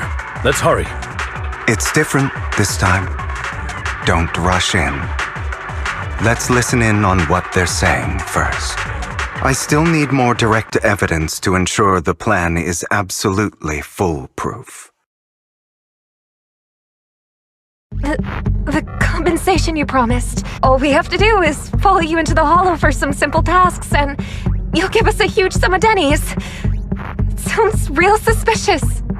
Shut your trap. You keep yapping and asking questions. If this is all so suspicious, why were you so eager to sign up for it? Because I don't have a choice.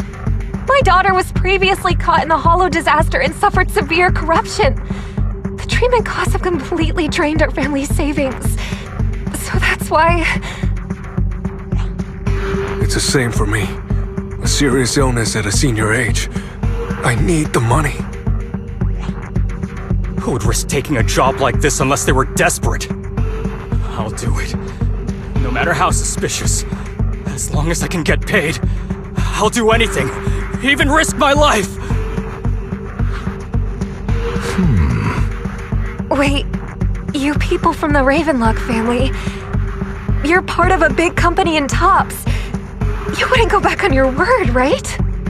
Don't worry, you'll get every denny you were promised. But before we start, you all need to take this medicine first.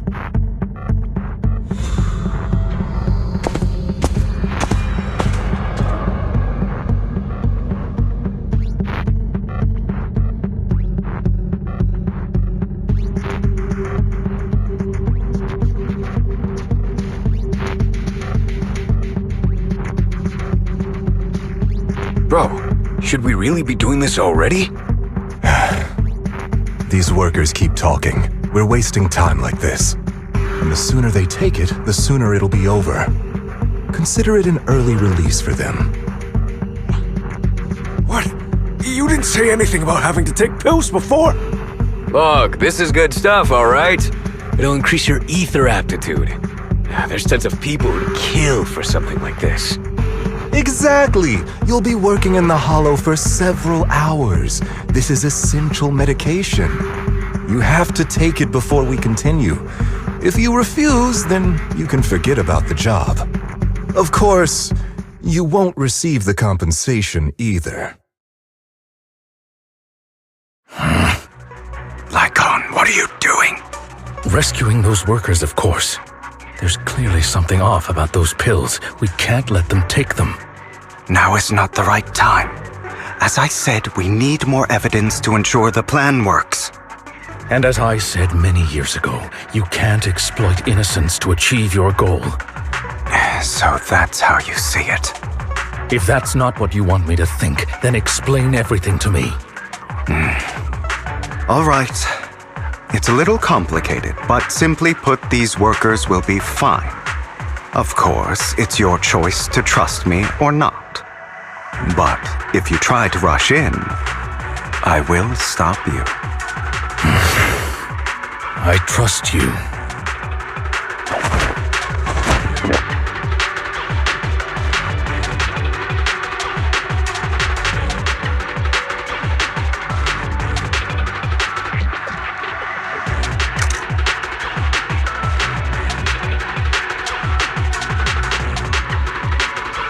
All right.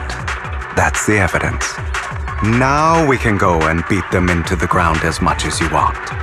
Don't forget, you owe me an explanation. Also, don't overdo it and kill them, even if they're the worst of the Ravenlock family. All right, Your Holiness, Saint Lycon.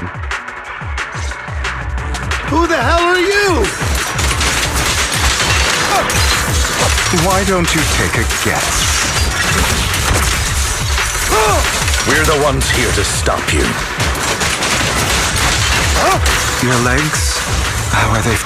To be honest, I think I prefer the way you used to fight.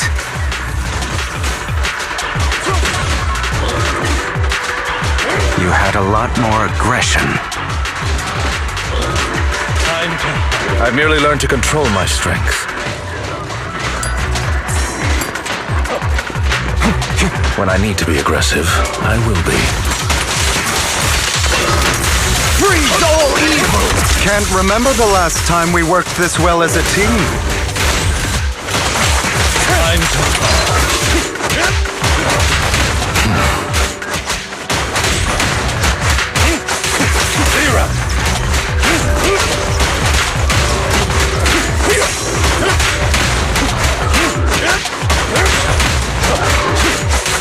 Take this. Stand before I get and prostrate yourself before the abyss.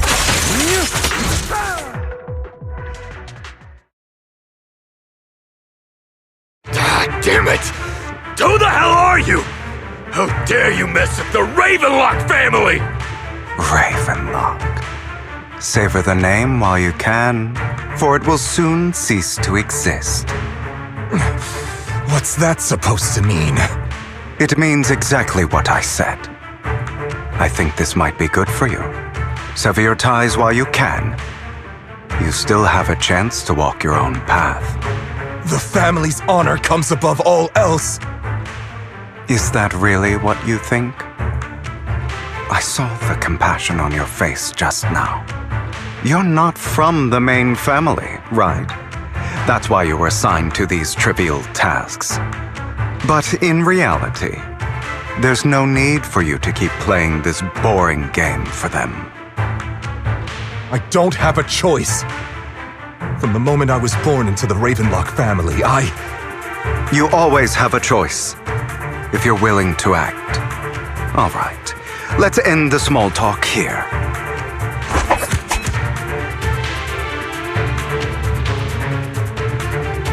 Don't worry, Lycon. I didn't hit them too hard, just enough to keep them quiet. How's that? My acting's pretty good, right? As always, a certain someone should take some lessons from you. I'll leave the rest to you then. Okie dokie.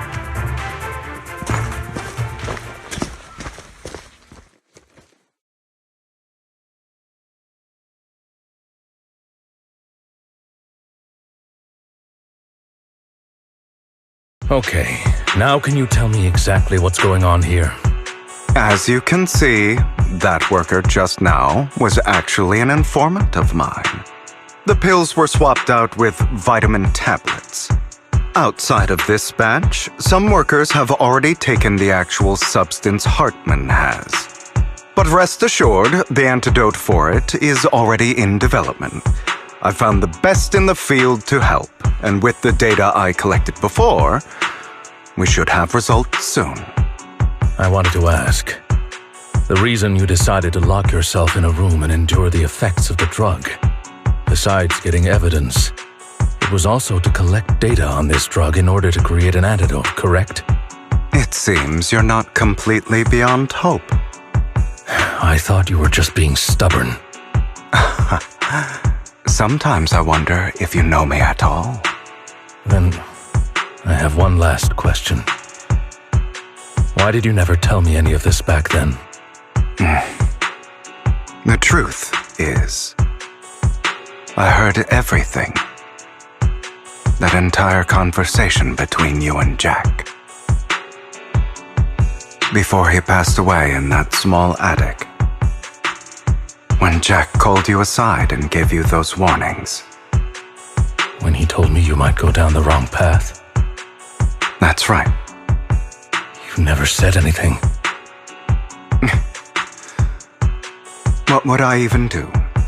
Scream and rage over your suspicions, or get on my knees and beg for you to trust me? You know there's no way I'd allow myself to do such a thing.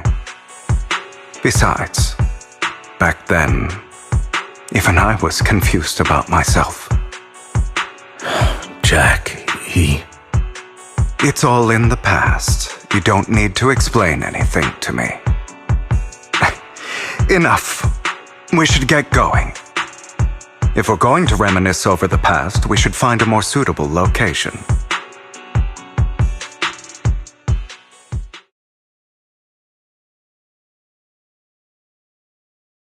Icon?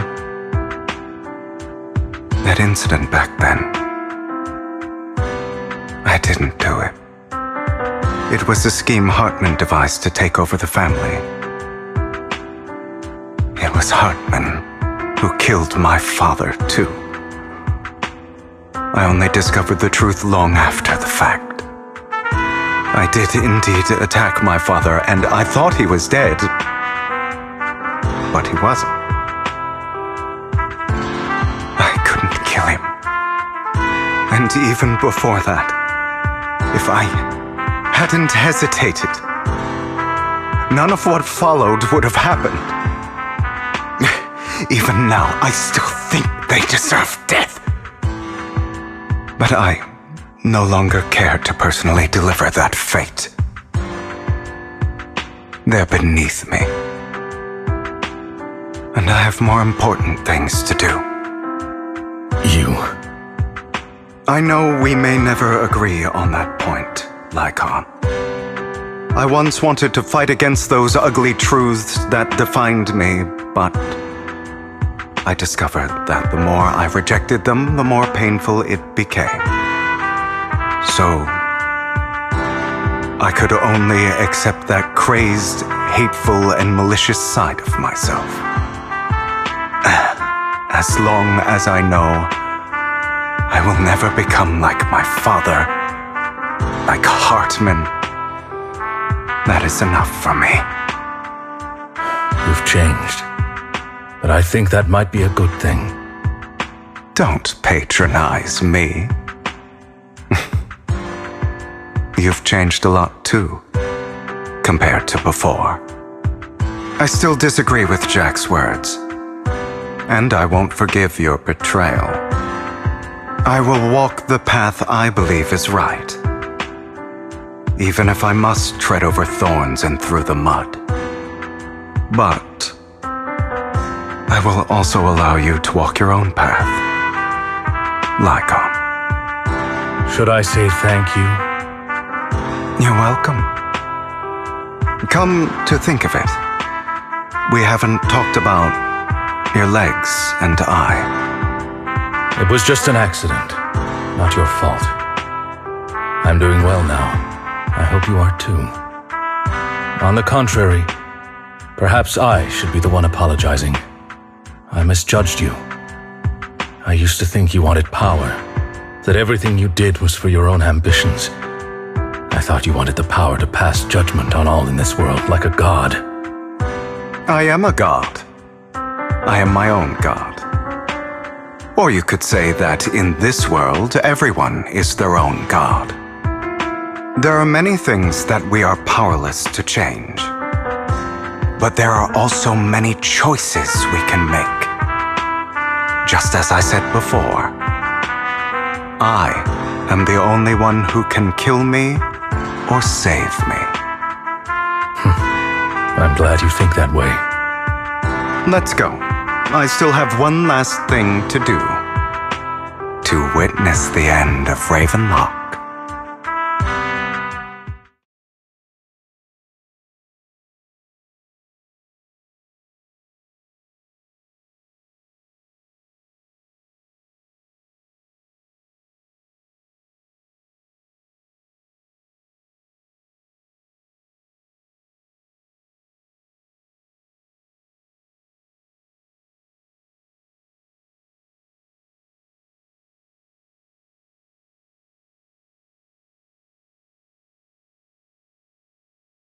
You really think you can take my place if I die?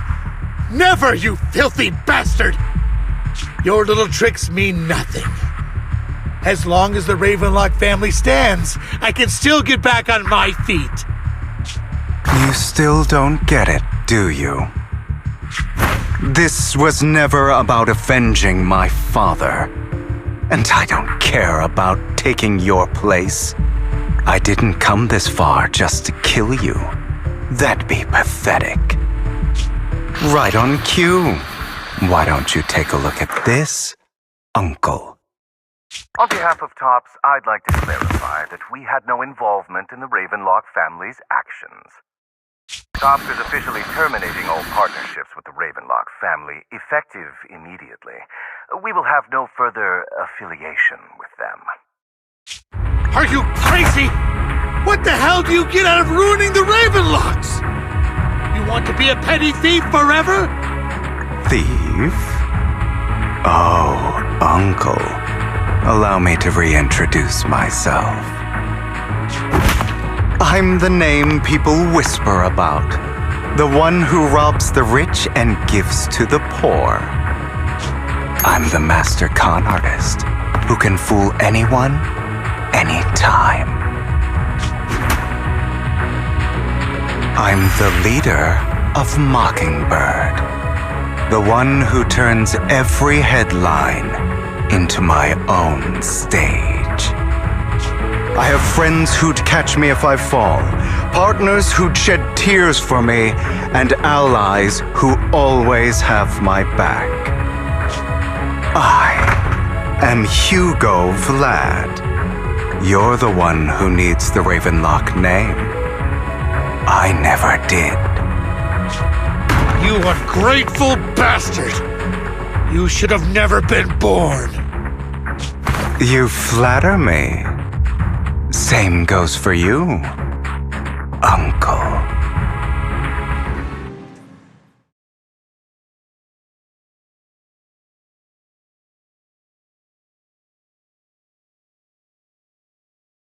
You've done well, Vivian.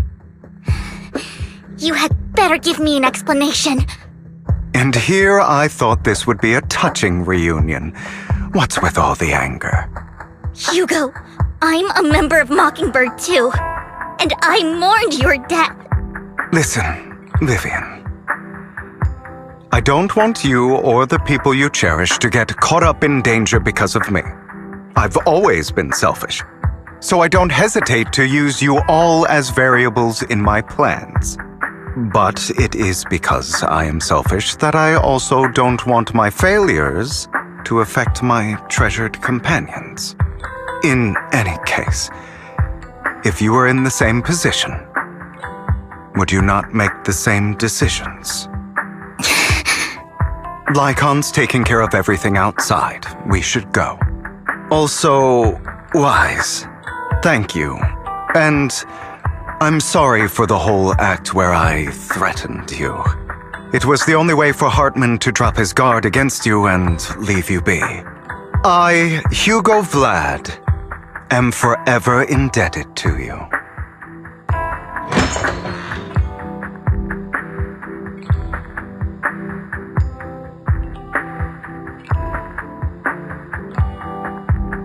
Master Proxy, although it is late, there is some important intel that I must give you now.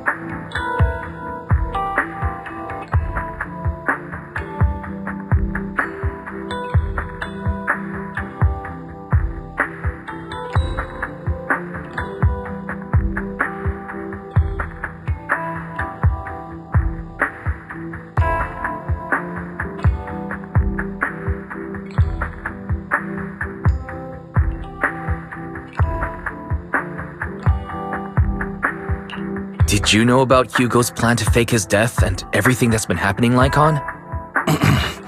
I was simply playing along. After all, I could not determine whether Hugo's plan would pose a threat to you. You are a student of the mayor's late friend, and I am obligated to protect you. You still have that habit of finding awkward excuses when you're embarrassed. Mr. Hugo Vlad, if you have any important intelligence to share, please do so with haste. I need to return to rest before midnight. You two sure are, close? For the sake of a certain old fossil's sleep schedule, I'll keep it brief. I learned from Camille that Dina intends to embed the sacrifice core into the sacrifice. Apparently, it will make the sacrifice much stronger.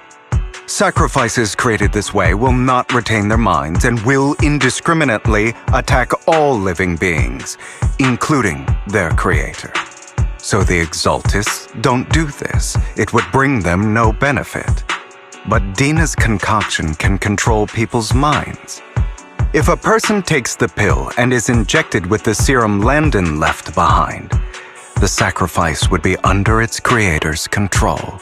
Although the dormant sacrifice has been destroyed, Dina found a batch of that serum her father created and wants to create new sacrifices.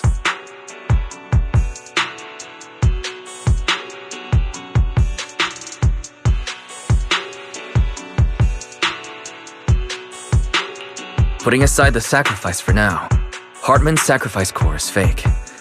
We don't know where the real one disappeared to. The real core has always been here. Here? In Lord Phaethan's video store? Vivian, do you remember when I suggested you give that collectible to our dear Proxy? I remember. But that was just an ordinary pendant. And I've met the person who submitted it. She has absolutely no connection to the Exaltists. How about our dear Proxy take out that pendant so we can take a look?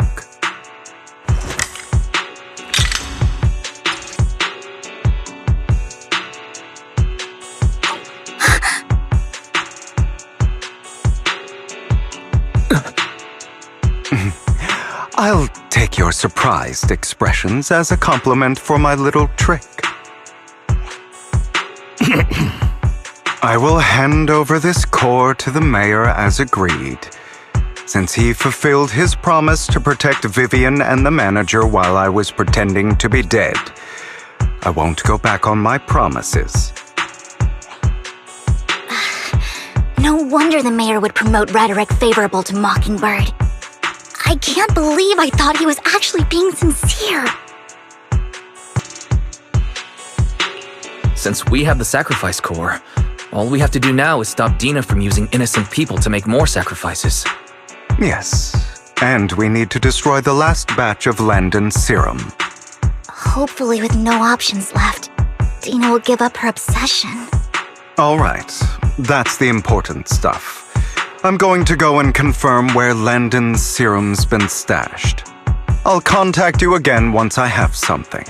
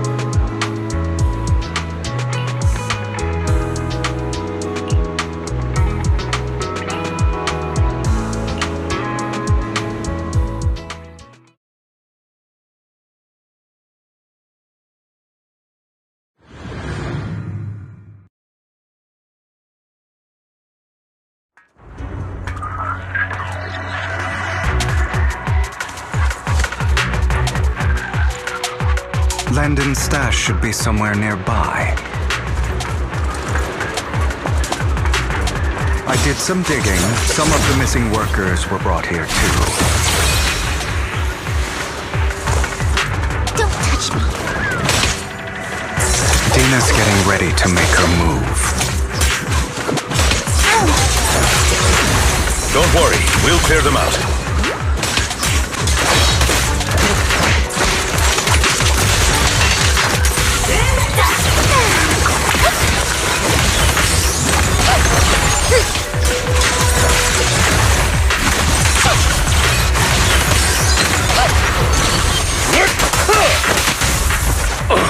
I'm here.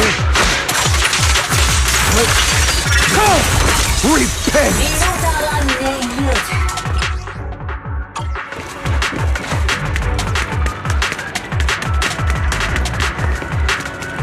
They're trying to destroy the goods! Stop them!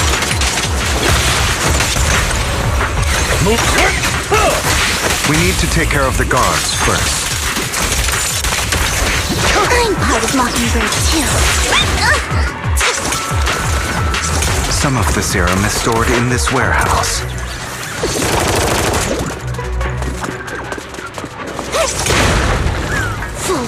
You're not taking anything from here.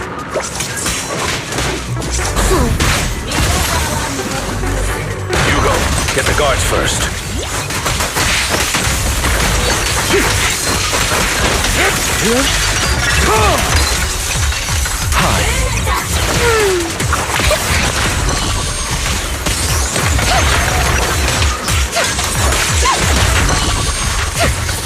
You just stepped into your own grave!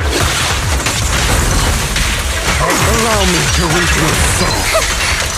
Fools.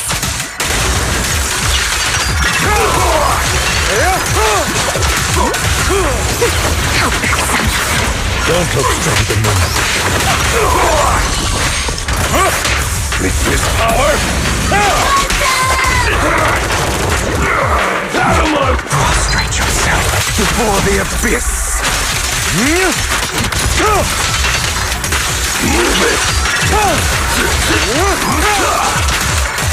Notice me, Lord Zizzo.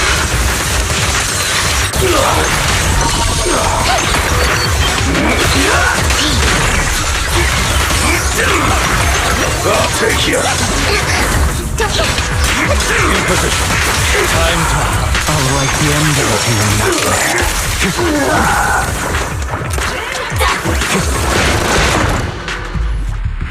More of Landon's serum survives than expected. Fortunately, since they're still here, it means Dina hasn't executed the final step of her plan. There's likely a lot more stashed around here, and we have yet to locate the missing people. Our actions here won't go unnoticed. Perhaps they're making plans to deal with us on their side. With Landon and Dina's concoctions combined, she may be capable of creating a sacrifice that obeys her. If it comes to that, this will get far more troublesome. How about we split up? Hugo and Lycon will destroy what remains of the substance around here, and Vivian and I will go search elsewhere. Very well. Let's go with your plan. But be careful if you encounter Dina and her people. According to Camille, she's absolutely obsessed with completing her father's dying wish. Who knows what she may try? Let's part ways here for now. And perhaps the other manager could use EOS to guide us. Sure, I've been feeling way better these past few days, so just leave it to me. It's only now that I realize how fortunate we are to have two Lord Faithings. Yeah, but I feel like our work's doubled. In the past, Wise and I would only ever work on the same route. Greater power means more responsibility.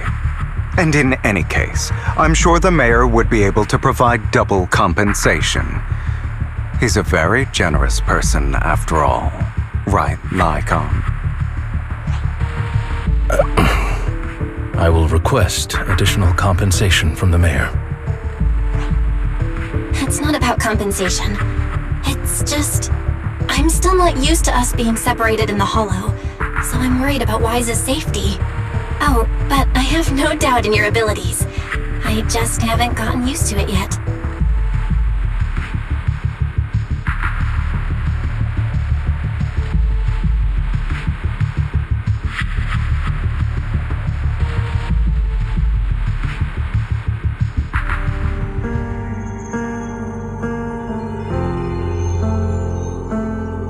This is the future I saw. Lord Pathan.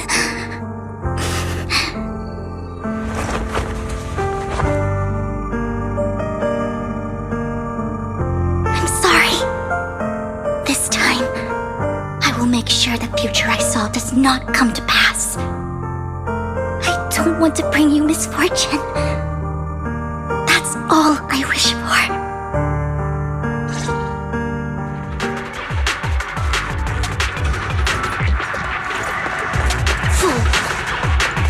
Leave this to me, Lord Phaethon.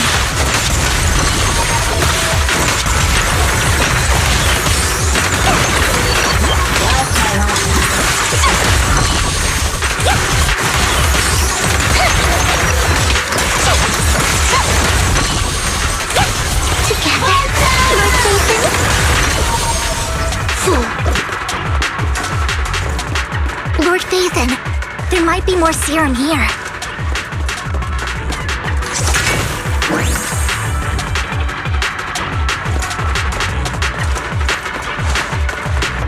How dare you steal from Lady Dina! I'll try to go easy on you. No promises.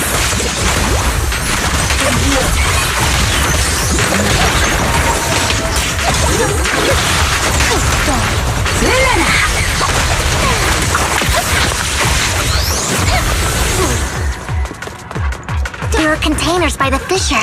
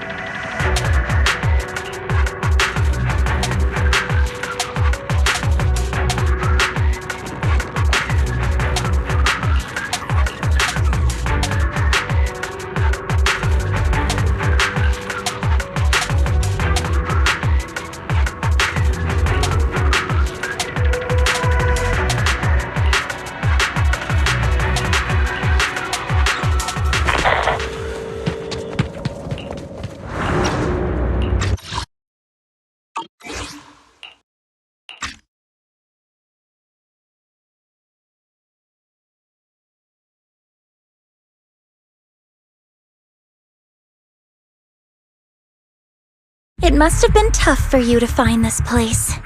Vivian, if you had stayed out of it, I wouldn't be so eager to get rid of you. Those people have been taken to safety. You're all out of options. They're just mere test subjects. So what if they get away? There will always be people consumed by greed, and therefore, they will come willingly to me. In any case, what are a few sacrifices in comparison to the completion of Father's grand ambition? Dina, you deceived those people. They didn't come willingly to you. You tricked them, just like Landon did back then. Deceived? Father gave hope to those who had everything taken from them by the Hollows. Vivian, you once rejoiced at the hope Father offered you, too. Before Father took you in, you were no more than an omen of disaster that no one wanted. It was Father who gave you shelter and a purpose for existing. Do you remember the first time you bestowed a blessing under Father's guidance? How did you feel when that person looked at you with adoration and gratefulness? That was the first time you felt hope. Like your existence had a purpose, right? Don't forget that it was Father who, through what you call deception, gave you hope. And you, what have you done? You basked in Father's attention and everyone's adoration, only to destroy everything. Do you think that by leaving the Exaltists, those people will live better lives? Of course not. Those who suffered under the Hollows will only continue on as walking corpses, without the hope Father gave them. Do you really think you're some sort of savior, Vivian? In the end, you're just an ungrateful brat who brings misfortune to those around her. It was you who destroyed everyone's hope. Not everyone wants to live in false hope, Dina. You say it's because of greed that people willingly become your sacrifices. Perhaps those people aren't entirely virtuous. But that greed is just wanting to live a better life beyond the Hollows. What you and Landon have done was never about giving people hope, but exploiting it. Stop lying to yourself. Deep down, you know what Landon did was cruel. No. Back then, when Landon wanted to inject you with the serum, the fear in your face was as plain as day. I saw it all clearly. If all of this is as righteous as you claim, then why did you make such an expression, Dina? Don't look at me with such pity! Father did nothing wrong. All of this is to make something of the Hollows other than disaster.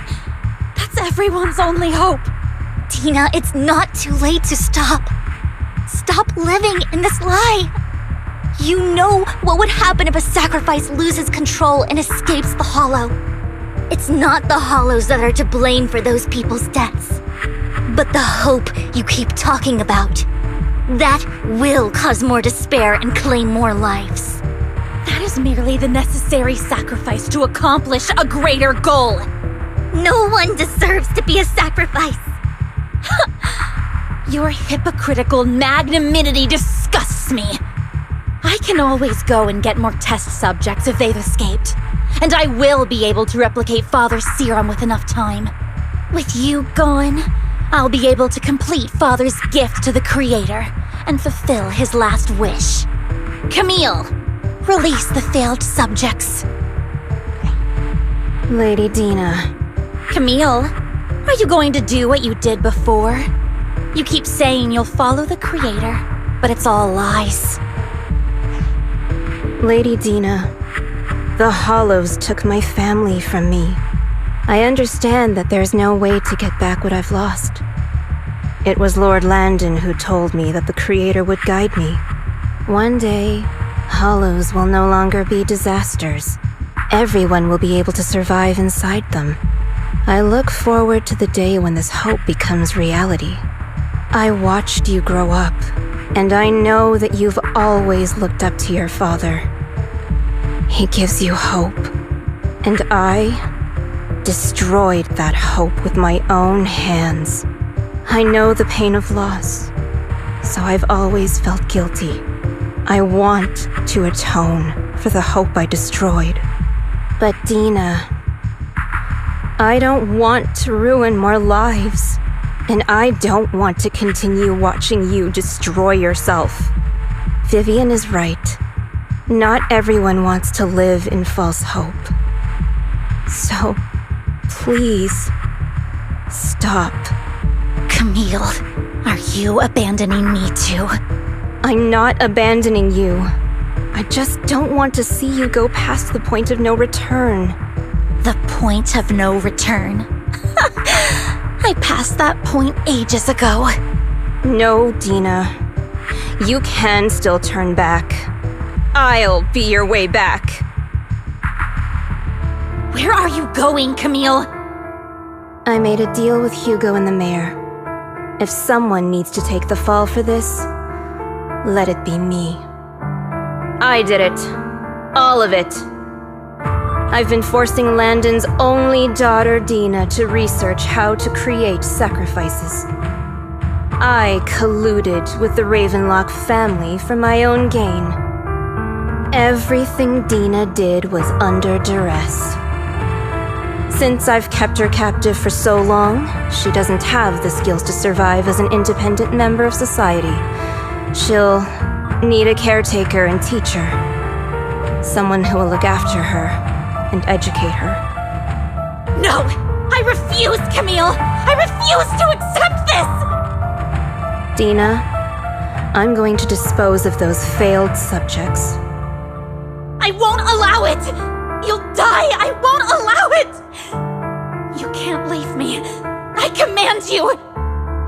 You've always followed my orders, and you will follow them now!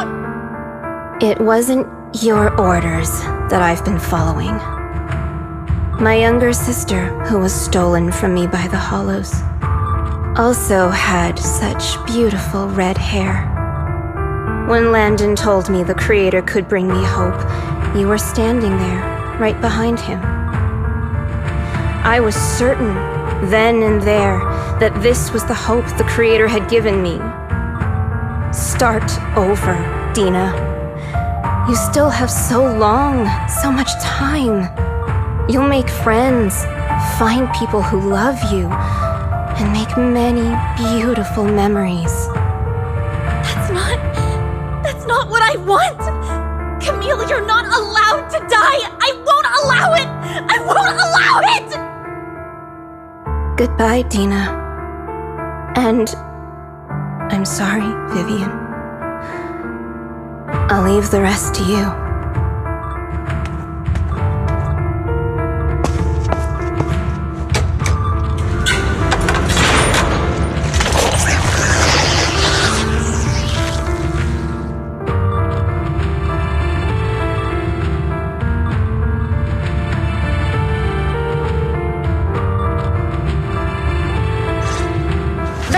these ethereals first.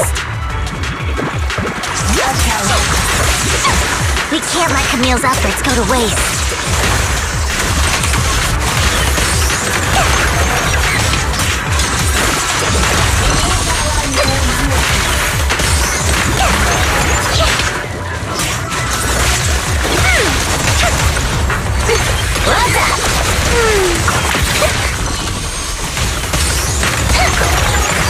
No, it might try starting okay.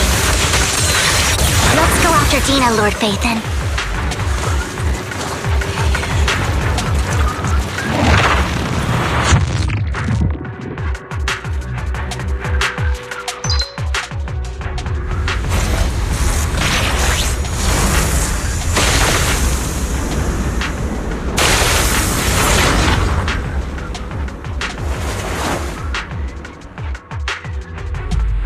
Are you satisfied now, Vivian? You were the one who brought yourself to this point. You're saying this is all my fault? Losing my father, losing Camille. I wish you had never come into my life. At first, when Father brought you home, I was happy. There are so many Exaltists, yet Father never allowed me to get too close with any of them. I never had any friends either. But when Father brought you back, he told me to take good care of you, that you were my first friend. I was also so happy the first time you took my place in helping Father select a person to receive the blessing, because it meant you were different from all those other people. You could stay with me. But soon, I grew jealous. You took the attention that should have belonged to me. You even took Father's love from me. It's only because of my ability that Landon... I know, but... Vivian, jealousy is something you cannot control. Of course, the same goes for fear and hatred. I was terrified that one day you would look at me and shed tears. I knew if that day ever came, Father would not hesitate to force the blessing upon me. And when that day did come, I hated you for causing my father's death. Tina, you knew everything about what happened back then, so... Why are you still defending Landon? And why didn't you tell me back then? If I had known earlier, maybe I could have found a way. Because it's the only thing that makes me more special than you, no? It proves I had Father's trust. I was more useful to him. Vivian, you said you wandered without a home ever since you were young, hated by anyone you encountered. You were happy to gain recognition from everyone and help Father when you were among the Exaltists. But in the end, you discovered you were being used, so you felt betrayed and hurt. Then, what about me? All I ever had was my father. I've never known a life outside of the Exaltists. Ever since I was young, my only purpose was to help Father select who was to be blessed. The only purpose I had was my father and the Exaltists. I've never been taught anything else, Vivian. It is what little value I have, and have ever had. In the end, you took even that from me, and completely destroyed it. You think you're doing good and fighting evil. You've only managed to affect a small part of your world. But have you ever wondered if maybe that's all there is to my world? I never wanted to hurt you. You are also my first friend. And that's why I wanted to save you back then. Save me? You and Camille all talk about saving me. Why don't you understand? To me, loss is so much more painful than death. Tina, you can start over. Everything Camille did was so you could live on. Let's leave the Hollow together. There are so many amazing places in New Eridu. This time, I'll take care of you. I've also met so many amazing people. I'm sure they'll love you too. Okay, Dina? Vivian, I can't forgive you. And I don't want to forgive you. I have nothing left. If what little hatred I do still harbor were taken from me, well, I refuse to be so pitiful. I won't apologize, Vivian.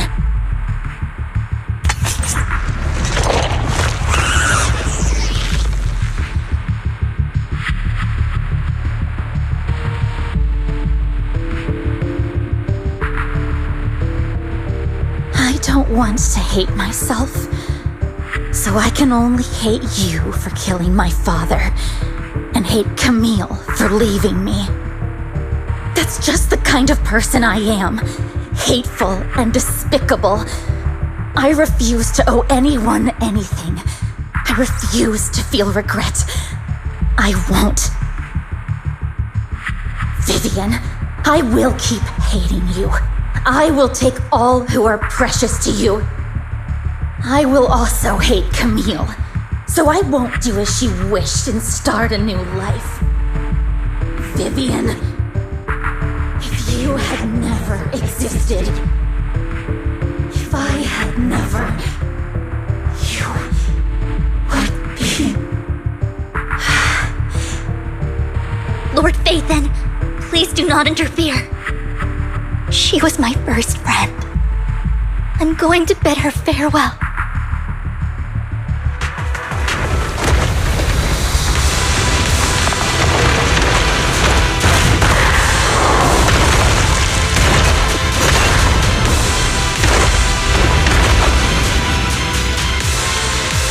Dina, soon the pain will be over. Lord Phaethon, don't come any closer!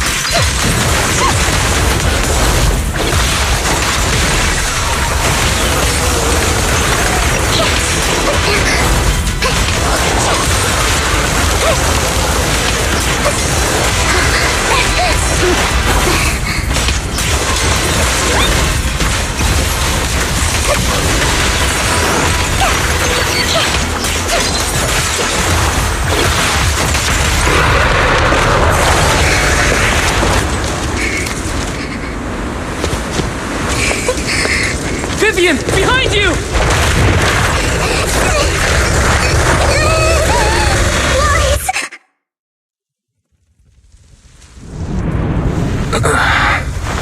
What happened? What the...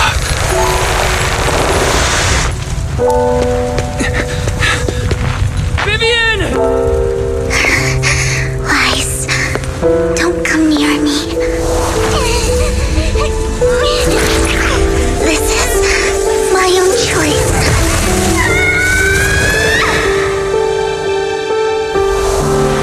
I will change the fate I saw. Vivian! I just want you to remember me when I looked my best. Vivian! Careful. Vivian, your body. I'm sorry you had to see me like this, but I don't want to be the one that only brings misfortune anymore. No.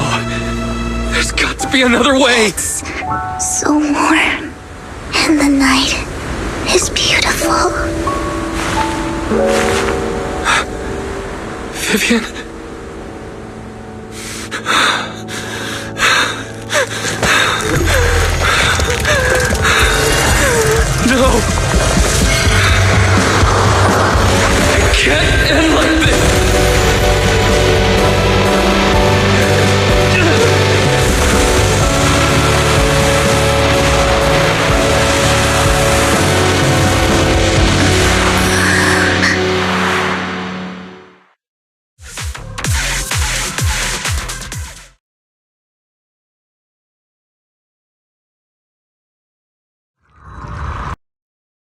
Wise. Wise!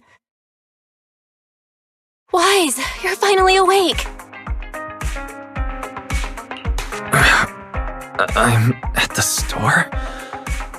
I remember I was with Vivian. Wait, she injected herself with Landon's serum. Is she okay? Hugo and Lycon brought you out of the hollow. You scared me to death. Thank goodness you woke up. And you said Vivian used the serum on herself? But she looked fine to me, bar a couple of scratches. Hugo sent me a message earlier saying he got her checked over and she was all right. Do you remember what happened? The situation was dire, so Vivian used the serum on herself to defeat the ethereals. I saw the crystallization process starting to occur. I can't describe exactly what happened. I saw something blurry, but I just wanted to stop Vivian's corruption process. I don't know exactly what I did, but then I lost consciousness.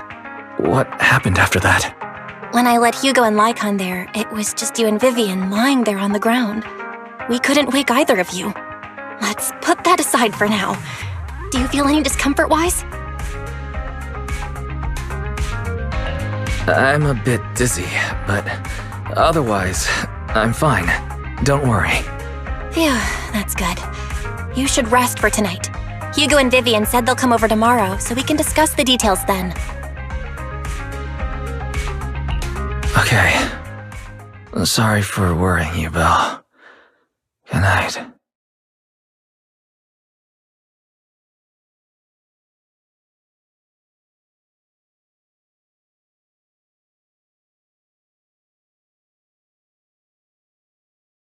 Lord Phaethon! How are you feeling?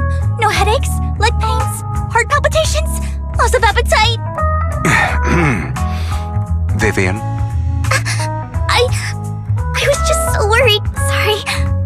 Anyway, Lord Phaethon, I'm so glad you're okay. What happened this time was all my fault. Things were dire, and you did what you had to. Plus, if it weren't for you, we wouldn't be here now. So what happened? Wise said he saw the crystallization process start. But I didn't see anything through Eos. Hugo? Lycon? Did either of you guys see it? Allow me to explain. Miss Vivian told us what happened after she awoke, and the mayor arranged a full medical checkup for her. Based on the results, Miss Vivian indeed shows mild corruption sequelae. But if the crystallization process had already started, the lingering effects should be far more severe. To be precise, if the process had already reached the point of mass surface crystallization, it should have taken no time at all to become an ethereal. So, the mayor theorizes that it was the etheric energy within Master Proxy's body that affected Vivian's condition and the surrounding etheric particles, causing Vivian's corruption to recede. Essentially, corruption is a reaction between the etheric particles inside the body and in the surrounding environment. Therefore, it's not necessarily irreversible, just that currently our mainstream method of defense is prevention.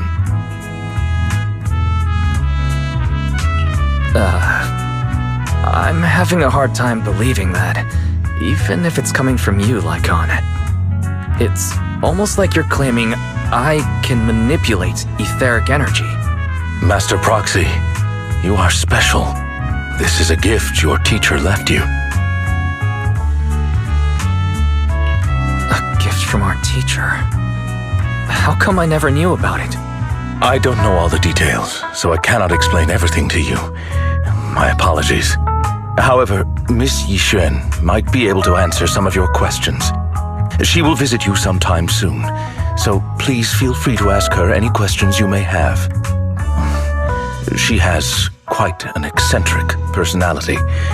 If she causes you any inconvenience... Can I file a complaint about her with you if she does? Master Proxy, you have always been a people person, so I trust you will handle things just fine. The way you said that just makes me more worried. In any case, the mayor has asked me to give everyone his most sincere gratitude. Unfortunately, the mayor could not come personally, but has promised everyone a favor. Provided it's within his means, he will offer his unconditional assistance once. There is no time limit on this favor. Unconditional, What if I wanted his position as mayor?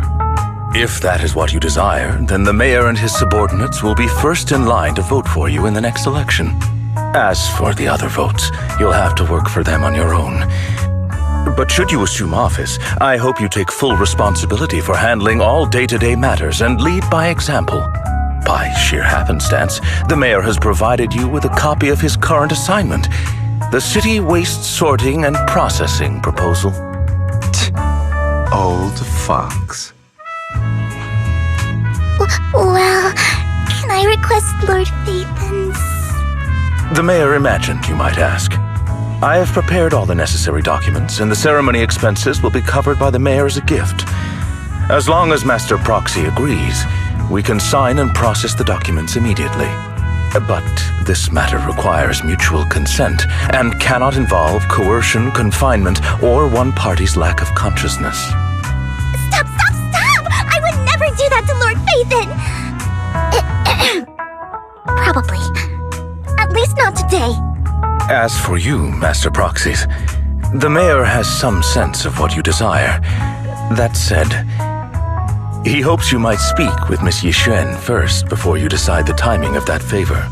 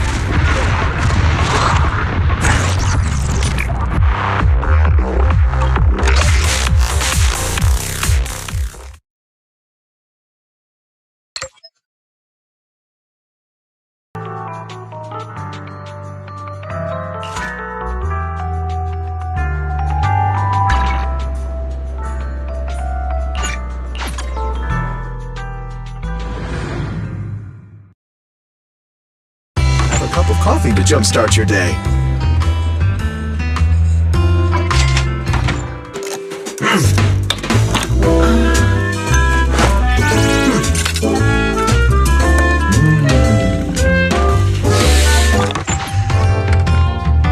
Sometimes, stopping to take a break can help you go further.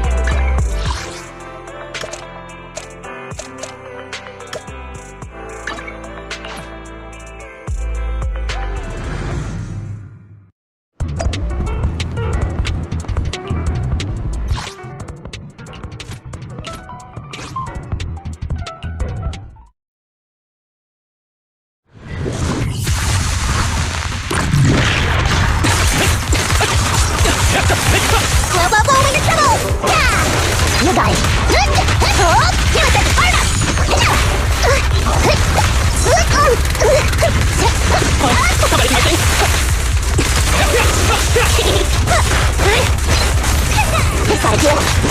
I never miss, I guess.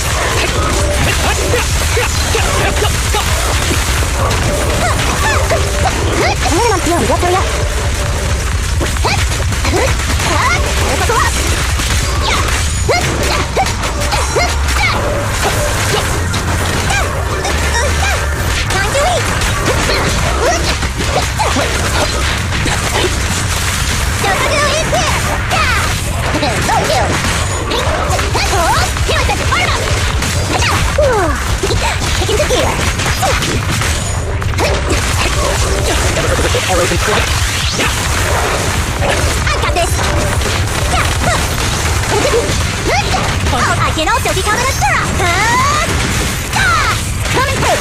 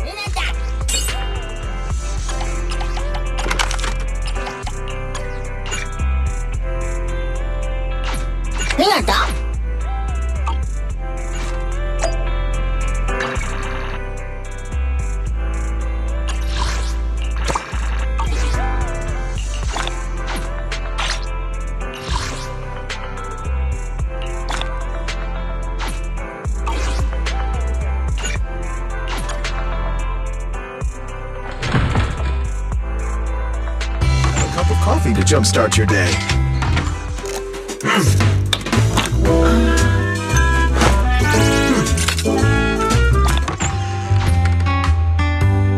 Coffee is not a must, but a calm and relaxed mindset sure is.